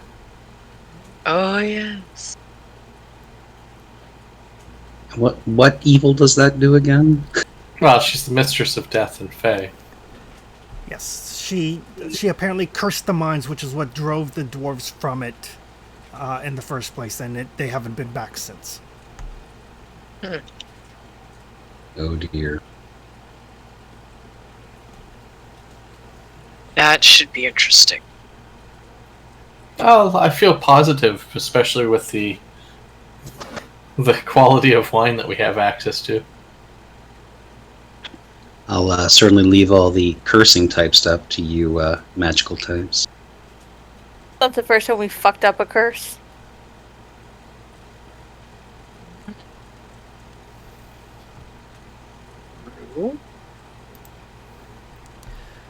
Alrighty, so breakfast is had, and what would you guys like to do? On the way back to the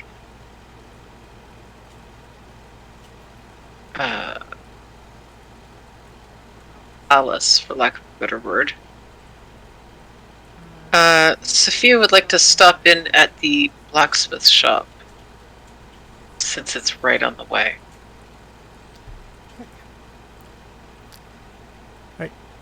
Yeah, he's in there, hard at work, seemingly taking out some frustrations on a particularly,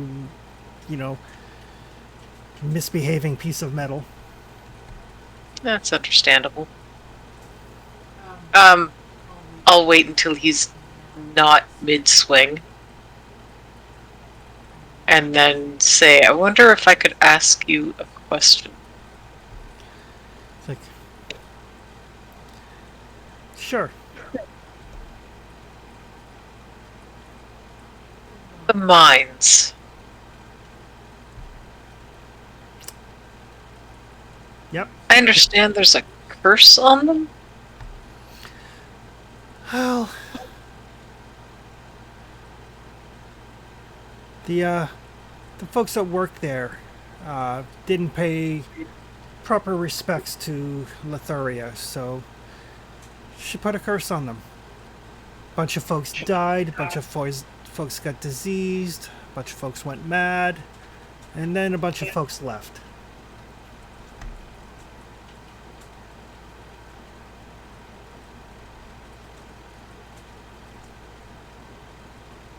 And they never went back? Never went back. Weird how superstition works.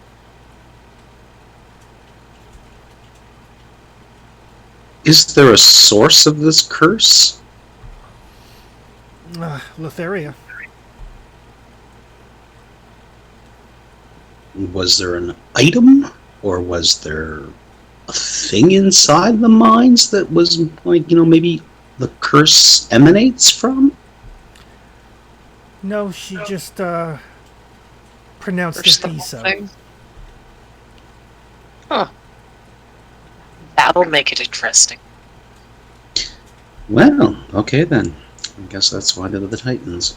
Is there anything else at these mines we should, be concerned about? As I said, we have wine that we can partake of and bless the place. It might help. Letheria is the goddess of wine and revelry. Indeed. So we can party the curse away? Possibly. No. Please, no. And it's possible, I mean, the curse may have just been, a one and done as opposed to a lingering curse, but I don't know. I haven't been there in a while.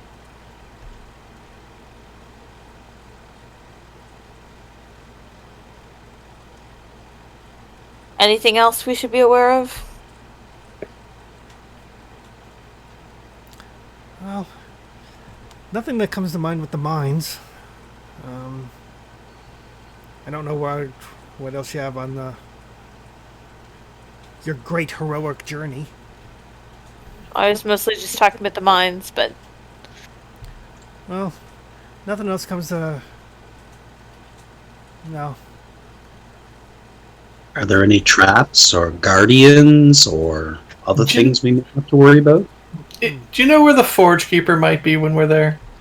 Forge Keeper would be on the lower levels down where the forge is. Thank you. what the hell is a forge keeper? It's the one that keeps the forge. Hey. Okay. If you find the forge keeper, tell her I'll be back. Absolutely. Your forge keeper's a her? Yes.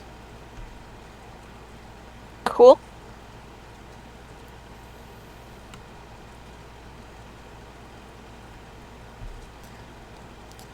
But and he notices, seemingly for the first time, he notices Sophia's hammer. He's like, person that made that was quite the craftsman, and he winks at her.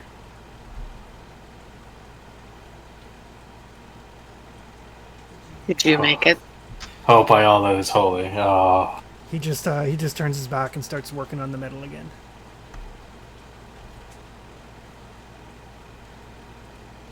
Oh.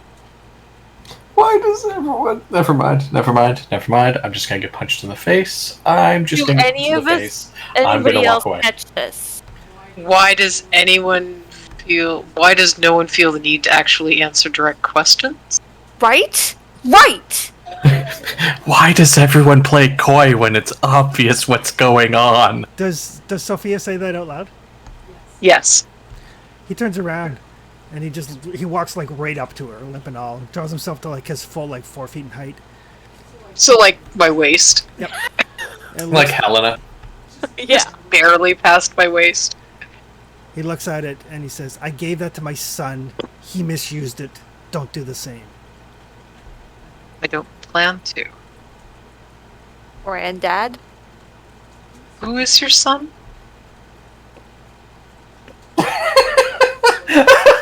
Really? Oh my. Let's go meet his son. Just because someone has something doesn't mean that's who it was given to. I have it now, and he certainly didn't give it to me. He's only made 2 perfect things, much to the chagrin of his father.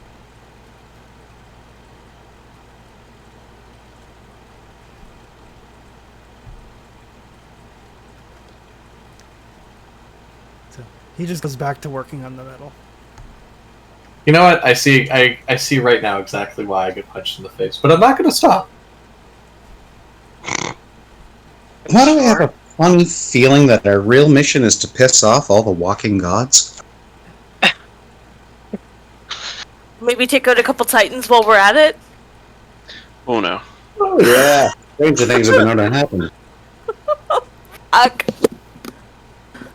Now I'm starting to think that the ugly fate that the fates have in store for me is getting what I deserve. In the face? From each of the gods in turn.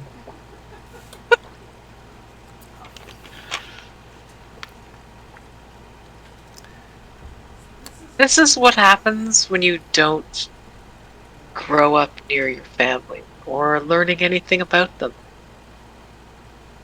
Really? Are you sure? I kind of think it's like the fickle finger of fate fucking us up the anus. Hey now. Ouch. That was a bit On a bit more uncomfortable sounding than I expected this early in the morning. Let's go meet the father who is the Even son. from a hoplite. Let's go meet the father that is the son. Oh, fuck. Let's see if he's sober. Well, let's hope.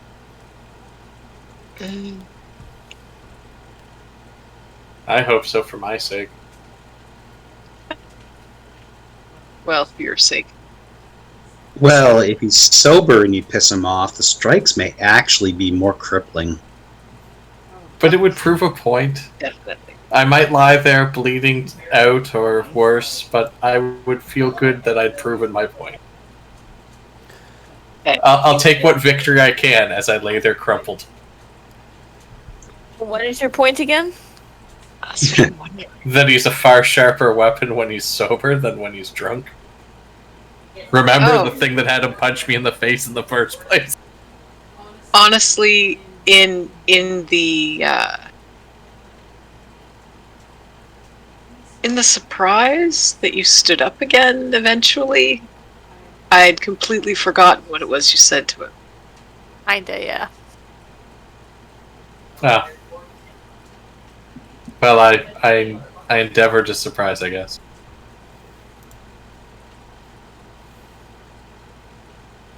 It isn't often one gets struck by a god, and Twice, almost Stand up. thrice. so The day is still young, Erathius. he is young. We'll see if he's managed it so far. Is it strange that part of me wants to just sit outside on the steps until noon? That's Can't let rather me push petty. it? Not really, but once you've lost your family, you know how important sometimes reconnecting is. There's no reconnecting if there's no connection in the first place. Well, there could be a connection if you'd actually not. Never mind. Never mind. Everything's just ash and ruin anyway. Can't lose things you didn't have. Yes, exactly. Can't find what you don't look for. We are doomed after all, so let's go meet your father. And that statement goes both ways. And on that note, let us go visit the king. Such a happy-go-lucky party. If I'm gonna die, I'm gonna at least die saying what I want to say. All right. I'm optimistic that we're all going to die. Have you seen our fates? In specific ways. Or by specific people. Yeah, it's really more like about how you're going to die as opposed to, dying. If. No if. Just a when. So the Well, captain. I'm hoping it would be in my sleep as an old man, but okay. The captain of the guard as you approach, and he overhears parts of your conversation. He's like, "Welcome." And he opens the door. Howdy. The king is awaiting you. Excellent. I can't hear him from here, so that's a good sign. He is.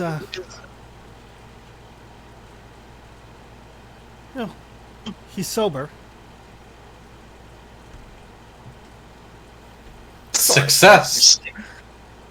See, I told you it was possible. 2 days in a row, even. So as you make your way into the inner chamber, he's there. The wine, the spilled wine and everything from the previous day is all cleaned up. He doesn't look like he's, combed or bathed or changed his clothes necessarily. Probably has a god-sized headache. Oddly enough, he does not. Divine Constitution. Mm-hmm. It's a godly thing, I guess.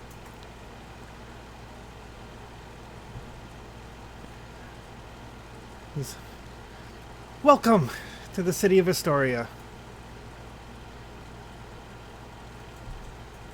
Thank you. I kneel and bow my head, my liege. It's really not necessary. Well, it is to me, but I stand. Then thank you. He looks at Arathi, he's like, I'm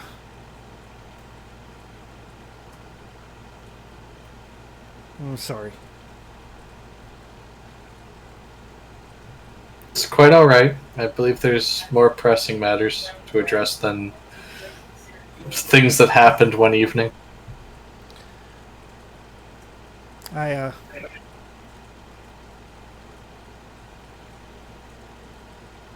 He's got some stray hairs in his face sort of thing. He kind of brushes them aside. And he looks at Sophie, he's like, you do remind me of her.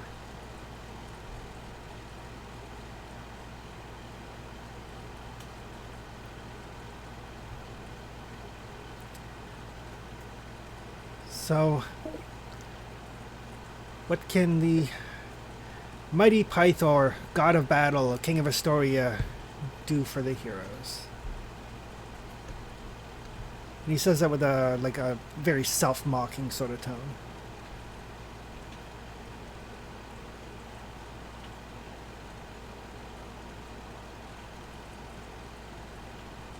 It may be what we can do for you. After all, you've already given me a lovely hammer. It seems the least I can do. I never did put it to proper use. I've heard that.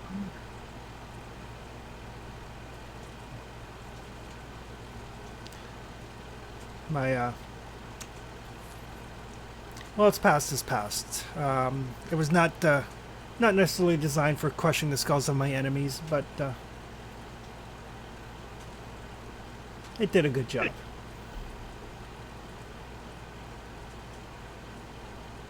For my part, my liege, I just wish your blessing on our endeavors as we move forward. Oh, certainly. I understand that the Oracle has prophesized that you will do great things in these coming days. We hope to honor her vision.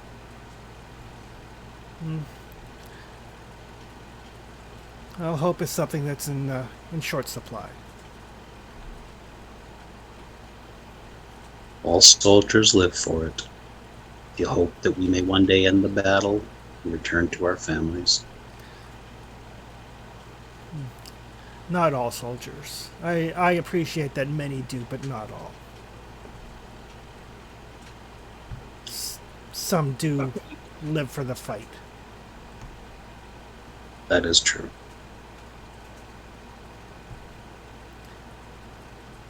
But then people sue for peace, and the fight goes away, and then you're left with nothing. I understand that as well.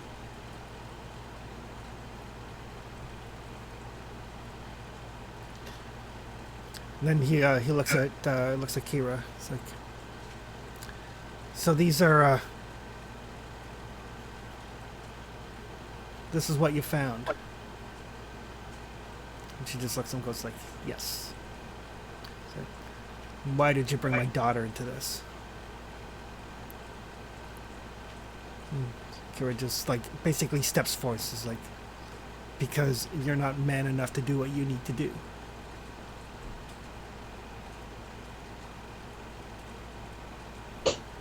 A duck. Rathius just watches because, like, this is the conversation I want to have, but I'm trying not to. How close is Kira standing to him when she says that? Probably about 10 feet. Oh, Sophia's gonna take a little step so she's just slightly in front of Kira.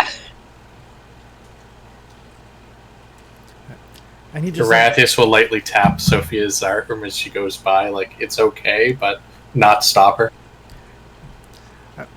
And he just looks at her and says, because of you and your sister, I can't protect my daughter. And now you bring my other one into it. I can't fight the goddamn dragon. I can't act against Sidon. I can't act against Lutheria. They force my hand. They threaten to destroy my city. Because of you and your meddling sister. Hey, I'm out to kill a dragon or three. I just got a real Scooby-Doo vibe there. Says, and Kira just looks at him and says, like, the oath was necessary and you know it. It's like, the oath has cost me one of my daughters, and he looks at Sophia, and possibly my second. So you and your oath of peace can go to hell.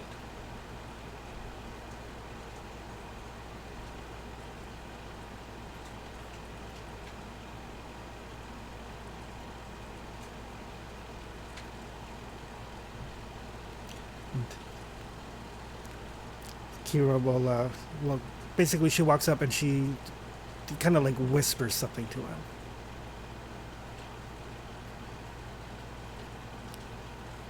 And then she will turn around and walk out past you guys and kind of like, not quite storming out, but definitely walking with purpose out.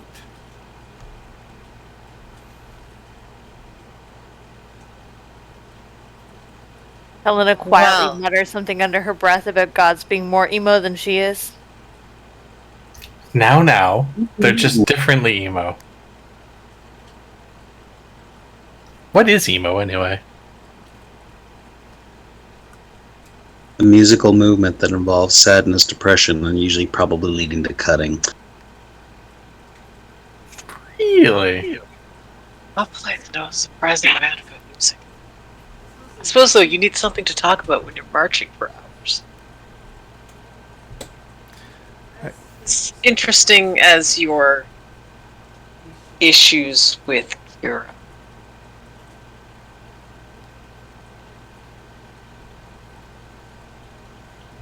Kirhu just happens to share a name. Yeah, she likes to pretend, but Pretend what? that she's not my sister.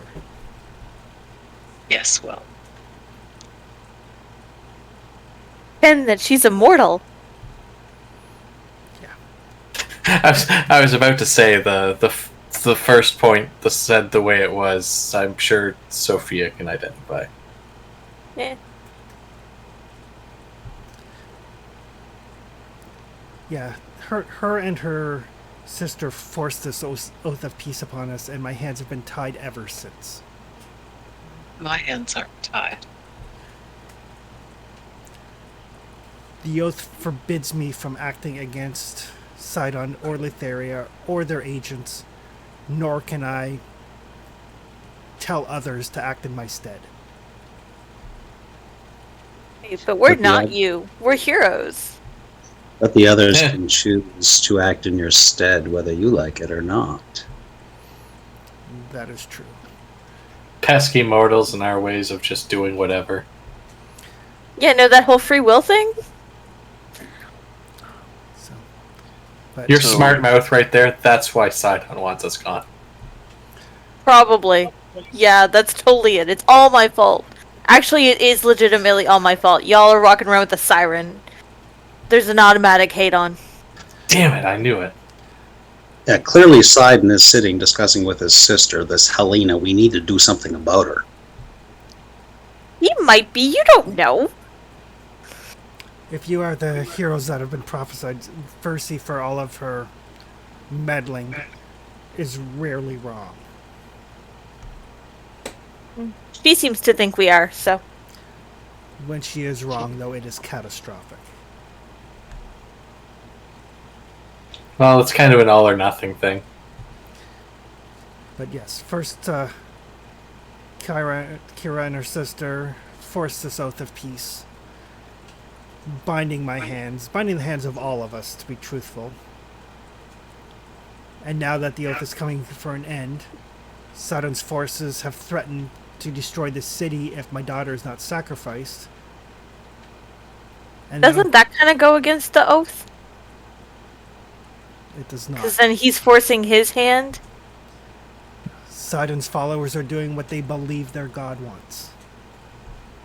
Just like your followers will defend the city against them and slaughter them regardless, because they believe that's what you want. There will be much bloodshed if it comes to that. But as if that weren't bad enough, now she has dragged my other daughter into her machinations. How is this sacrifice supposed to go down? Can we, like, prevent it somehow? I cannot say. Although I don't think that anyone is dragging Sophia anywhere. This might get me hit again, but I'm simply going to point out that that for all the words of an oath of peace, your age-old opponents are actually moving and interfering with things by mobilizing stuff. So... Yeah, they really feel like they're forcing their hands and not listening to that. I mean, whole we have a book penned thing. by Lutheria that we found Made of skin. that they were using to bolster their strength in the forest. Yes, and we can bolster our forces. I cannot tell my forces to go and attack the centaurs. I cannot tell my forces to stop the sacrifice. You know, like Sidon totally didn't tell them to demand the sacrifice. And if there's proof of that, the fates will play their part. So how can we get Indeed. proof of that? That is not something within your capabilities. I appreciate the effort. So if you were us and not bound by this oath, then a heroic rather than a god, what would you do? Hypothetically speaking. Of course. After all, it is beyond us. The sacrifice is to be taken down to the rock outside the city and chained there for the creatures of Lutheria to destroy. It is to happen on the full moon. So if somebody How long is that hypothetically window? went down there on the full moon and unchained her and took her away, that's not your fault. How far away is the full moon? Oh, you don't understand. It's about 3 weeks. Speak, Garathius. I am a child of Lutheria. Oh.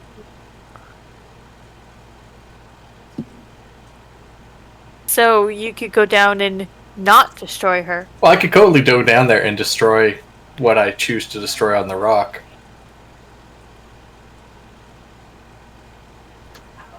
Have some wine, celebrate. Destroy a couple bottles. If they get wrecked, oh, Sacrifice. And we do have some very lovely bottles of wine. We do. yes, one for us and one for the lady. And I am an excellent swimmer. I just like to point that out. Anyway, that's hypothetical. I have told you what any citizen here knows about the sacrifice. But Indeed. heroes choose to do with that, I have no control over. Exactly. And the centaurs at your border? That is, if the sacrifice does not happen, then they will ravage the city. So, theoretically, if there were no centaurs there in 3 weeks, then there would be no ravishing of the city. Because there would be no need for the sacrifice. I do not know. They're more of an enforcer. The deal's already in place, so certain things would still have to happen regardless if they're there or not.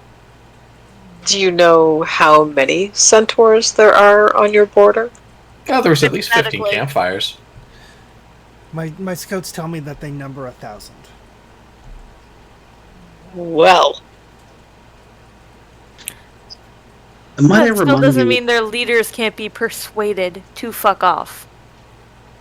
Or just simply drop dead so the infighting starts. That too. Agri, you would know that the centaurs do in fact respect like the challenge of single combat. Yep. But it is a fight to the death. So I will bring that up to Pythor and say, is there any possibility of doing monomancy against the centaur leader? That is a discussion that you would have to have with him. Excellent. Question. And I can roll a history for this or whatever. Fight to the death. If technically he dies and we then resurrect him, does that still count? If who dies? If our chosen champion were to technically die, Oh, he did die, and it's unto the death. And but then we It's- resurrect him, they don't keep fighting, correct? Correct, but he does lose. yes, Okay. I shall not lose. Thinking of our outs. Sure, you don't want me to be the chosen champion? If they allow non-centaur, then yes. If they take it personally, then. Which they may. But otherwise, yes, you are our champion. Fair enough.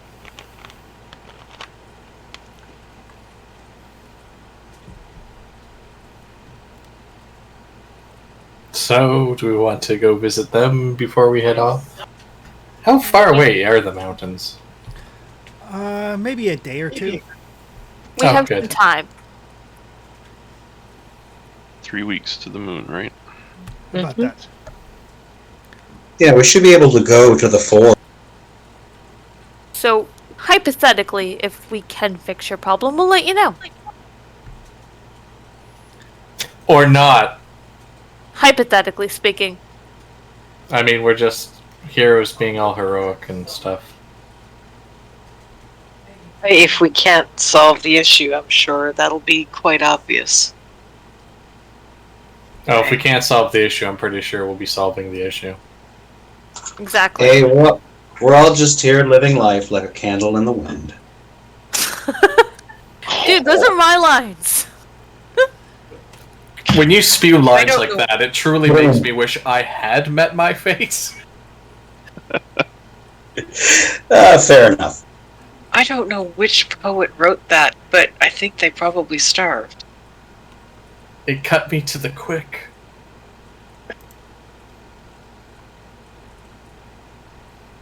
Oh well, every rose has its thorn. Oh, And Something like that. every night has its dawn. Every one of you. Every centaur sings his sad song. No, okay. no, no more. Oh, yeah. I will kick you all out of this family reunion. We are fabulous. You're fabulous. I don't know what those other ones are. I am fabulous. So you If anyone can, other than Helena here is Fabu, it is me. you can't act against them. You can't do anything but sit and watch. Yes? And drink. But It passes the time. Nothing directly. You could, govern the rest of your city. Hypothetically. Inora is a much better leader than I am. You've got some incredibly talented soldiers that could use a little bit more of a touch-up. And Enora is where at the moment? Well, she's probably in her room. She understands. Rob. And this is the... She understands Sidon's demands, and she agrees.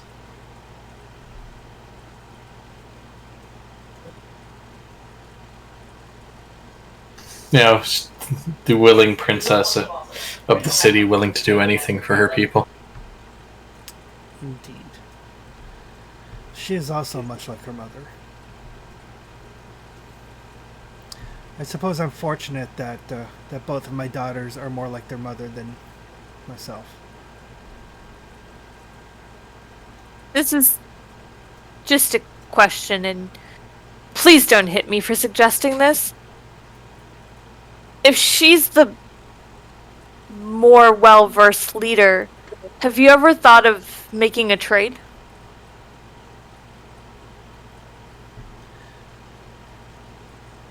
A trade of... Well, obviously, you're the one Sidon wants. No, I'm not. Besides, Sidon can't demand his life as part of as long as the pact exists. Yep.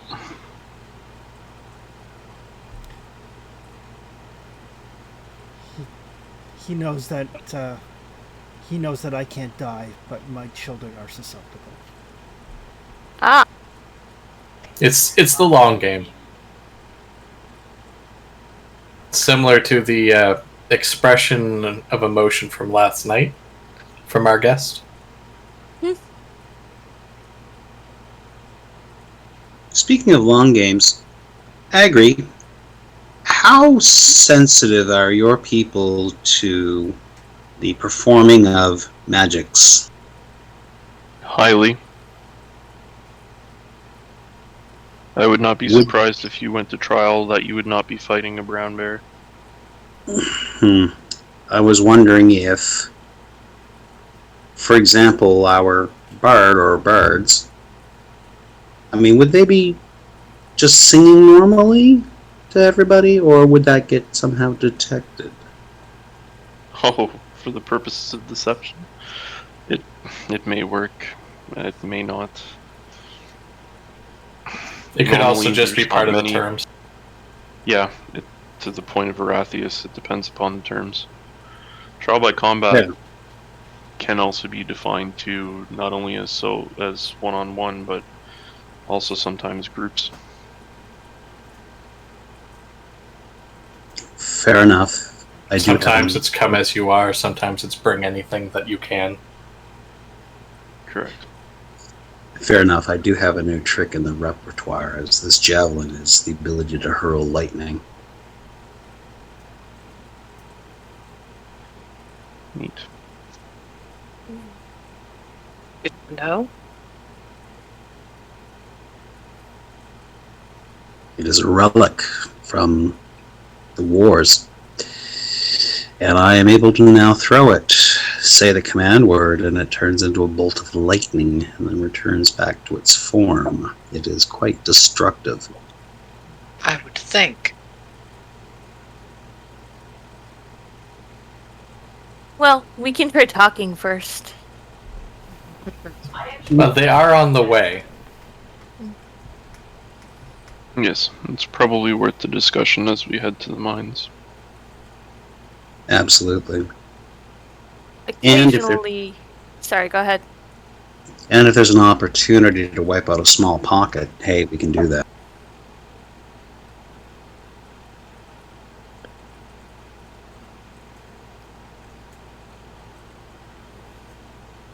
Well, let's go pick up our friend at the taverna and start making our way. Sounds good. Thank you for your time. Thank you. So if he takes another step toward him and just says over his shoulder, "I'll be with you in just a moment." Oh, I figured. I was going to say we'll be waiting for you near where you slept last night. I just kneel. If you take too long. I just kneel, nod, and then walk out with Chris. Helena just turns around. Same. I agree. So I do have one more question. How resistant is these two being charmed?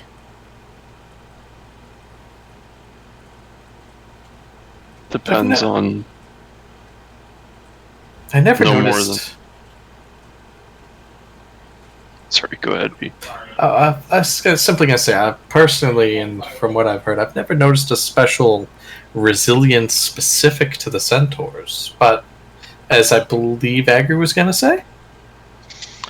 Yes, it affects us just like anybody else. So it depends on the path they choose to walk in life. I've been told I can occasionally be quite charming as part of the siren race. I may be able to just talk them out of this. Maybe. I'm assuming if you would try and do something such as that, and it was found out, it would be taken as an act of war. Yeah, that could be a problem. Tread lightly and carry a very big corn of cornucopia. I can carry a really big stick. So Sophia is staying behind? Yes.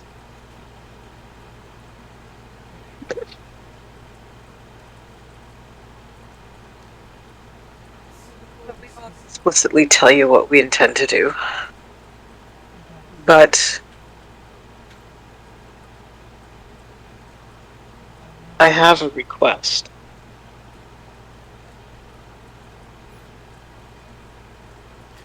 In case we decide to do nothing, I suppose. Instead of sitting here drinking, spend some time with your daughter.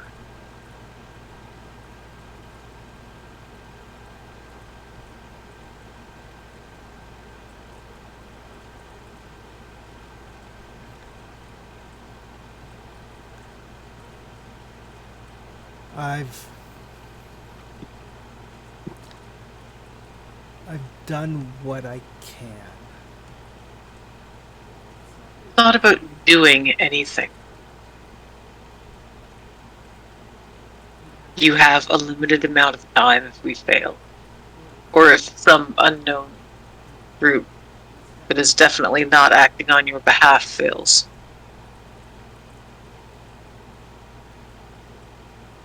You know how much time you have. Stop wasting it.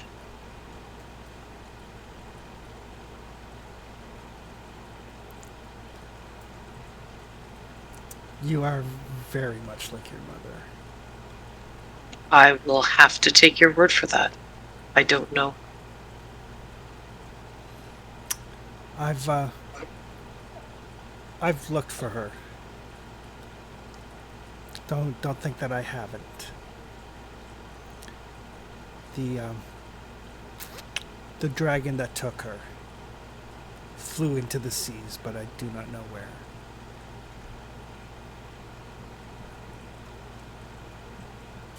Well, I believe I have a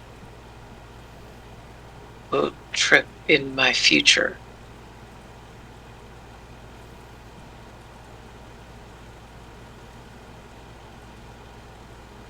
Not entirely certain when.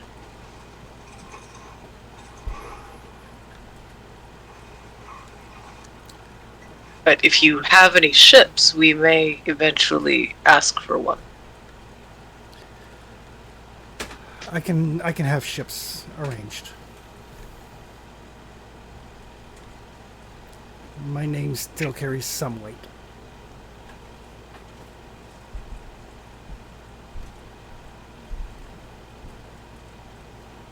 That's good. But yes, I will. I will go see Honora as soon as I have seen you and your friends off. It will keep me occupied. That would be good. Because each day, if I come here and you are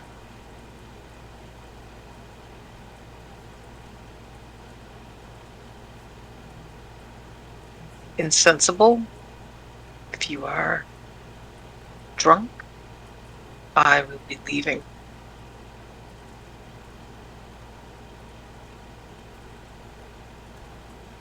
But if you are sober, I would be willing to stay and talk for a while. I'd like that.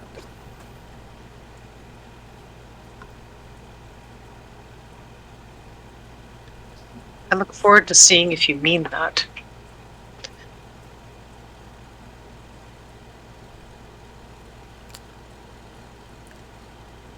I do.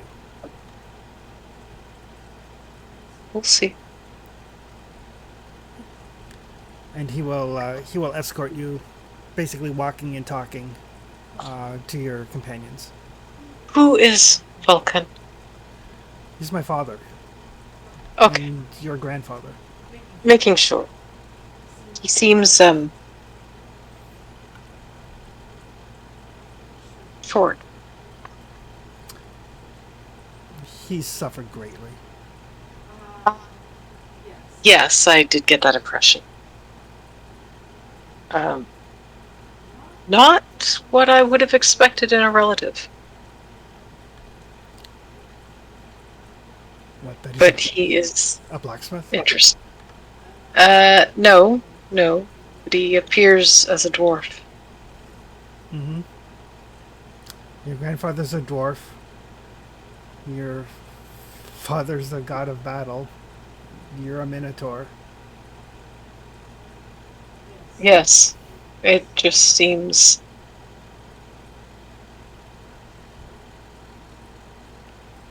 It wasn't what I expected when I left the temple. That is understandable. Not at all what I expected.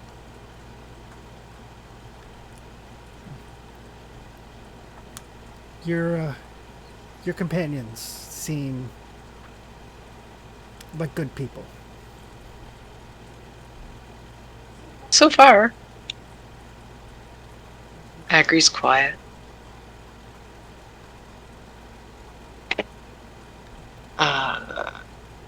Rathius isn't. Deacon's quiet, but Deacon has, like Vulcan, suffered a great deal. Helena can put away a truly terrifying amount of food. The horn that we retrieved is probably going to keep her out of the poorhouse. And keep us from carrying 50 pounds of provisions everywhere we go. That's good. I'm glad that you have people.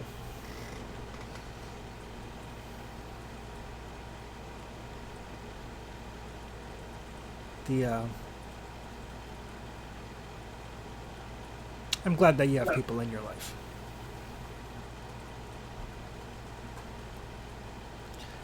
Well, I grew up in a temple full of people.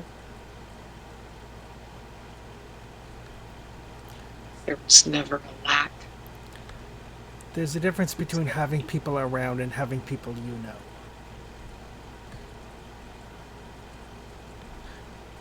Trust me on that.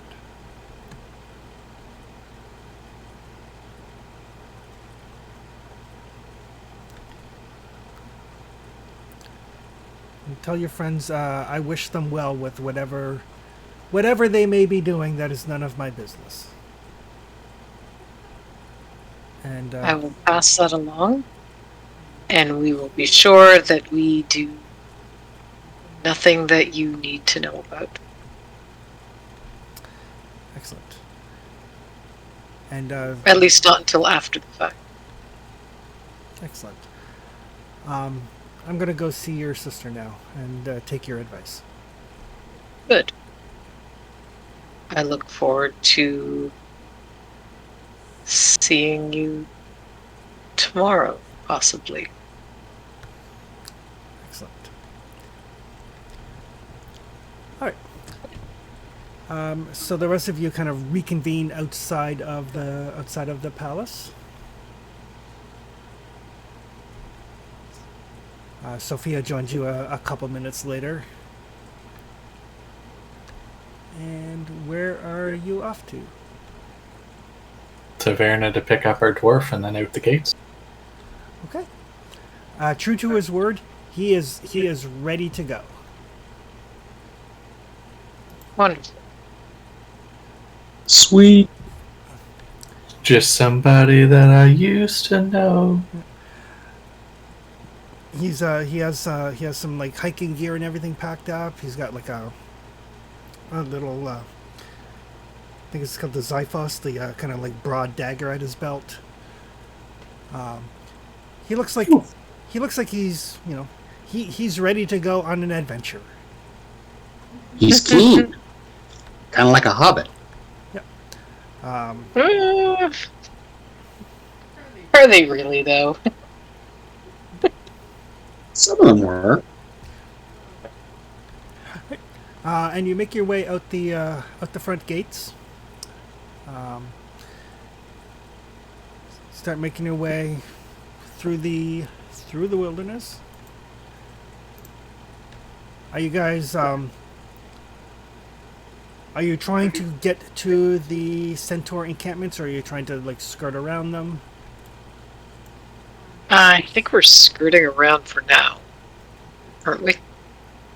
I like to believe we're skirting, but if we run into a small encampment, just saying.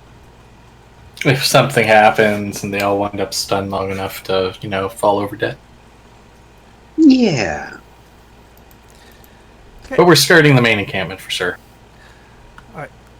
So as you start making your way through the forest and the grasslands, you do notice that there are no small encampments. Yeah. The encampments that you kind of see from a distance look like they have 3 or 4 dozen centaurs. And between all the encampments, there are literally hundreds. Well, that does make it easier to disrupt if we win the challenge. Nothing a fireball can't fix. I think that's going to take more than one. Well, a fireball would start fixing the problem anyway. Aggressive landscaping. And if you guys are actually trying to be somewhat stealthy about this, everybody can give me a stealth check. Yeah, well, we're not storming directly in, that's for sure. Eesh. Yeah, not exactly stealthy. I'm a big thing. Yeah, but you rolled fairly okay. Oh, cool. It actually helps. See, Deacon, who's trained in stealth, actually was the same stealth as you. All is well. He's sure. not 7 feet tall. I'm pretty sure he's got a lot more armor, though. He's got a lot more probably gleam. that. Yeah. But I'm sure if Agri's the only one spot, it'll just be, oh, it's just another centaur. I Pretty keep much all is. of my shiny metal covered with white cloth. Yeah, Agri It's probably really- looks like a centaur scout just out doing his thing. Maybe we're his captives. So yeah, you guys do manage to keep a fairly low profile as you move through the centaur lines, as it were. You do notice amongst the centaurs, and like I said, there's about 15 or so encampments of like 40 to 50 centaurs per. But each of the encampment also has a cyclops or two. Ah, yeah, I have side on.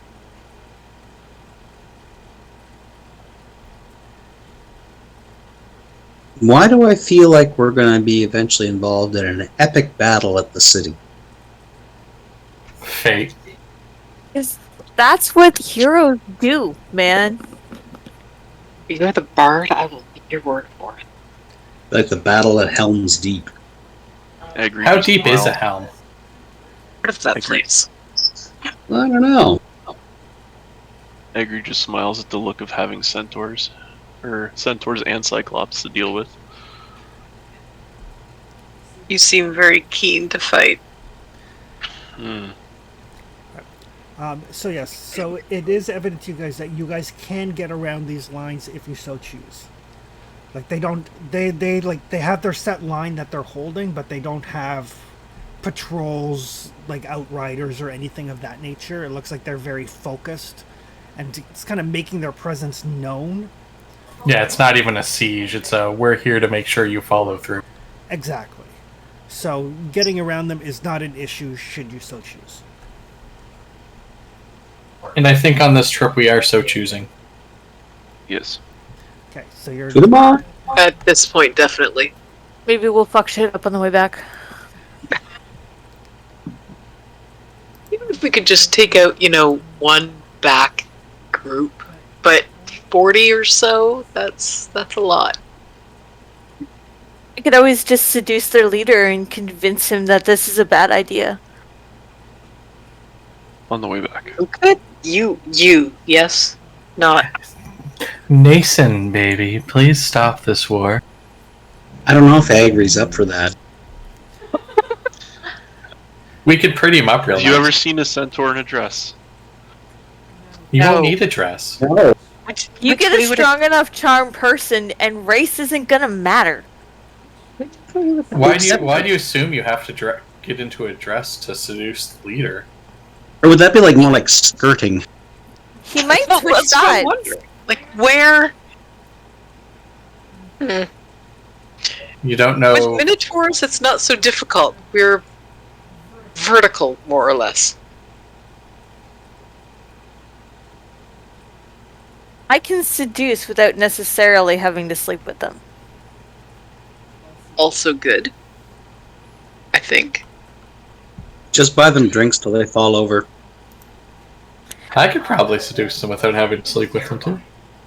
There was this princess one time, she went for years without sleeping with the king until, she was ready to be his queen. Sounds like a very disturbing story that I don't think I need to hear. Hey, there's mountains coming up. so as you English guys history.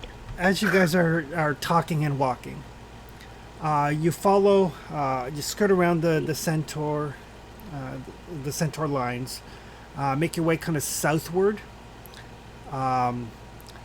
into the Mithril Mountains and the Great Falls of Archelon. Takes you a couple of hours, kind of following this old abandoned road through the steppes, and you kind of approach the falls by like dusk time.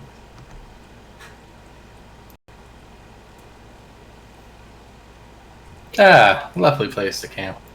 I was gonna say, do we want to camp here or do we want to go in? Probably better here. Invading a place in the daylight is much preferable. I'm Agreed. sure everyone's had another good night's sleep. I like the stars. So do I. Just, I will Uh, sing. You can get lots of them in the mountains. If you listen, sometimes they'll whisper the truths to you. So just as you're debating, whether you should camp down or not, you hear the thunder of hooves coming your way from the north, and you see like a dozen mounted men riding in your direction, wearing like bronze helmets, long pikes with flowing scarlet ribbons. Scarlet ribbons. Yes, the Sidon is blue in color. Yeah. But as they start to draw closer, you realize that they're not riders, but actually centaurs. But they have they have their pikes held up, as opposed to like they're charging you. So holding them up like they're a signal. Hey, these are other centaurs. They're not with the threat force. Can we help you? And the centaurs kind of spread out a little bit. And one of the centaurs kind of steps forward slightly, a very kind of like male, muscular centaur. It's like, I'm Hakar. And I'm Helena. How can we help you? We don't often see people from the city this way. Yeah, well, we had some business. What's up? What sort of business brings you to our lands? We're seeking mountains. passage to the mines. Questing.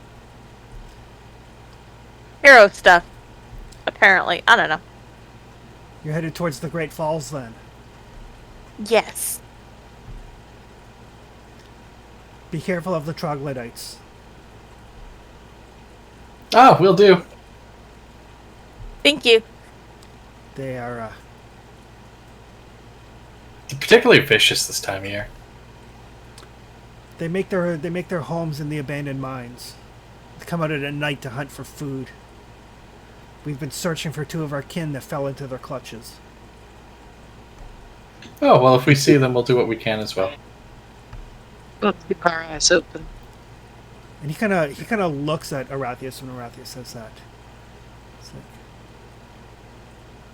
that is more honorable than I would have expected. Thank you. Why? Many of the our kind and others do not always see eye to eye. We were hoping to help ask for your assistance, but the offer is most appreciated. We're all friends here. I walk over to Agrius and put my arm around him and give him a hug. Big ol' smile.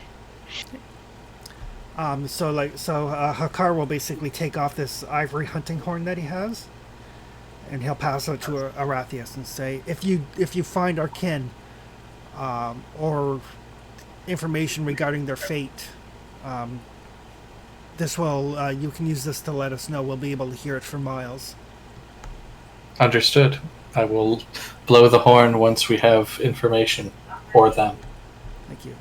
I believe that they were probably taken into the mines, but it is challenging for us to navigate. Understandable. They were made by the dwarves for the dwarves. Gondor needs assistance.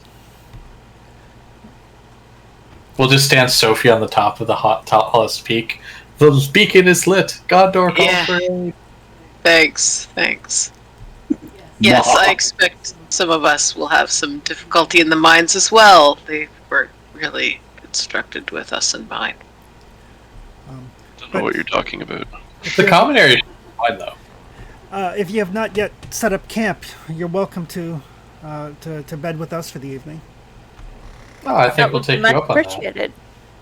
Thank you very much. So Hakar and the centaurs lead you to their little encampment. It's much smaller than the war camps that you've seen. This is definitely like a small hunting camp or scouting camp. There's only about a dozen or so of them, but they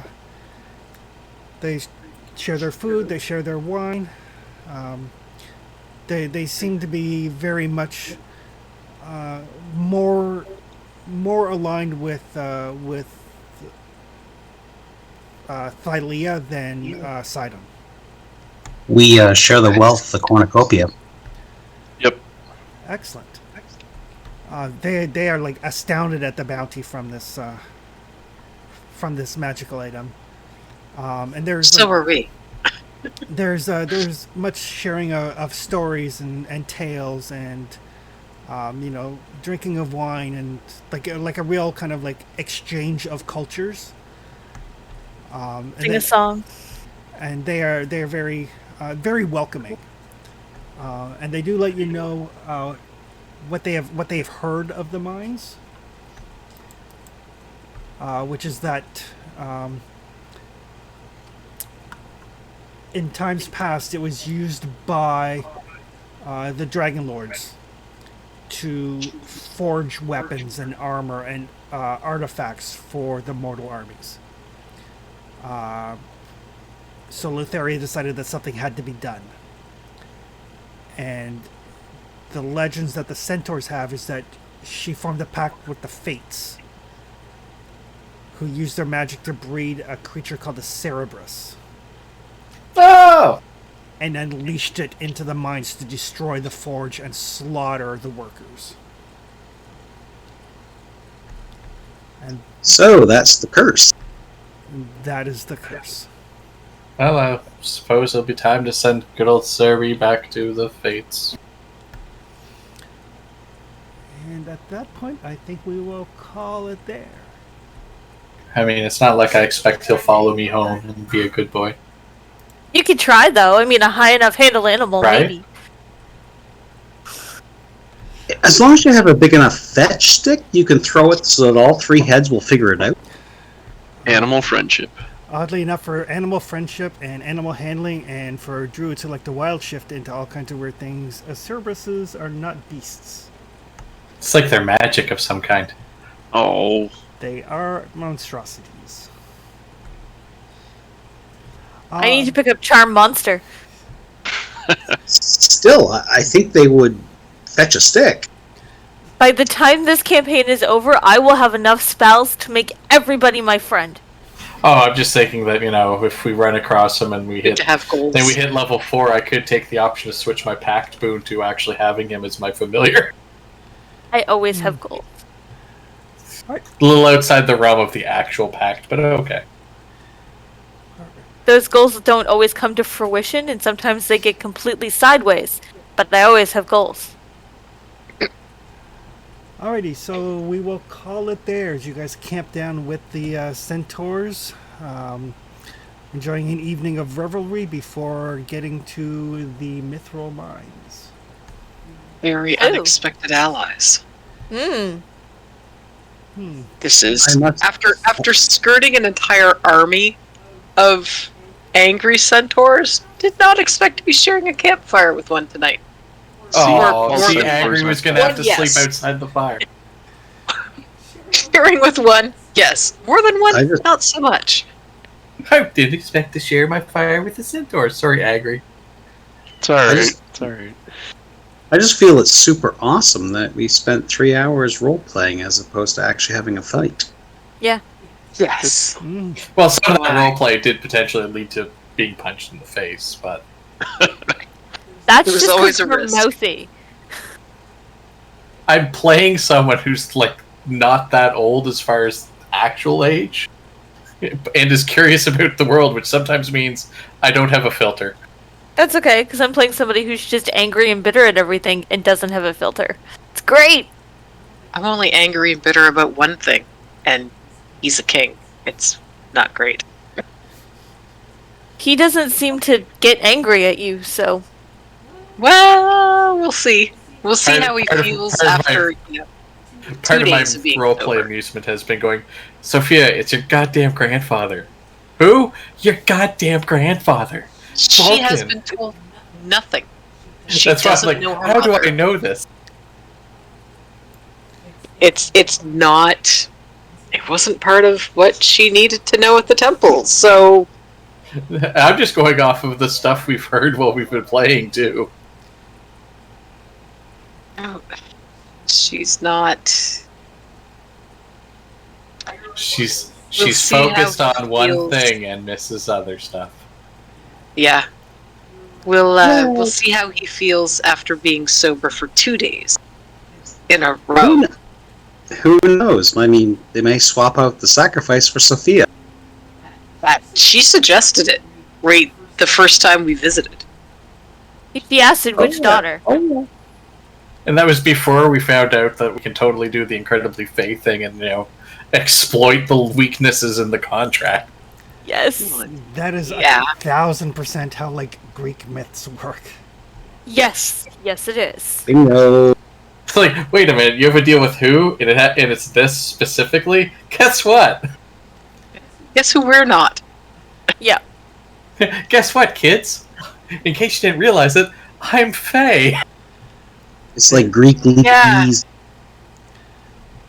I was reading a forum thread where people were talking about different ways players found to exploit the loophole for this particular scene. People were like, I use disguised person to disguise myself as a Nora.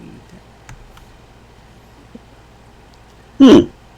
I'm just going total Greek, total Fae. Yep. Yeah, she can totally be there, and I will sacrifice the chains and bottle of wine to Lutheria.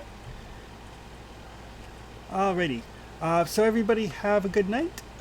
We will see any of our viewers in 2 weeks' time as they make their way or not to the Mithril Mines. And next Sunday we will see people for Forbidden Lands.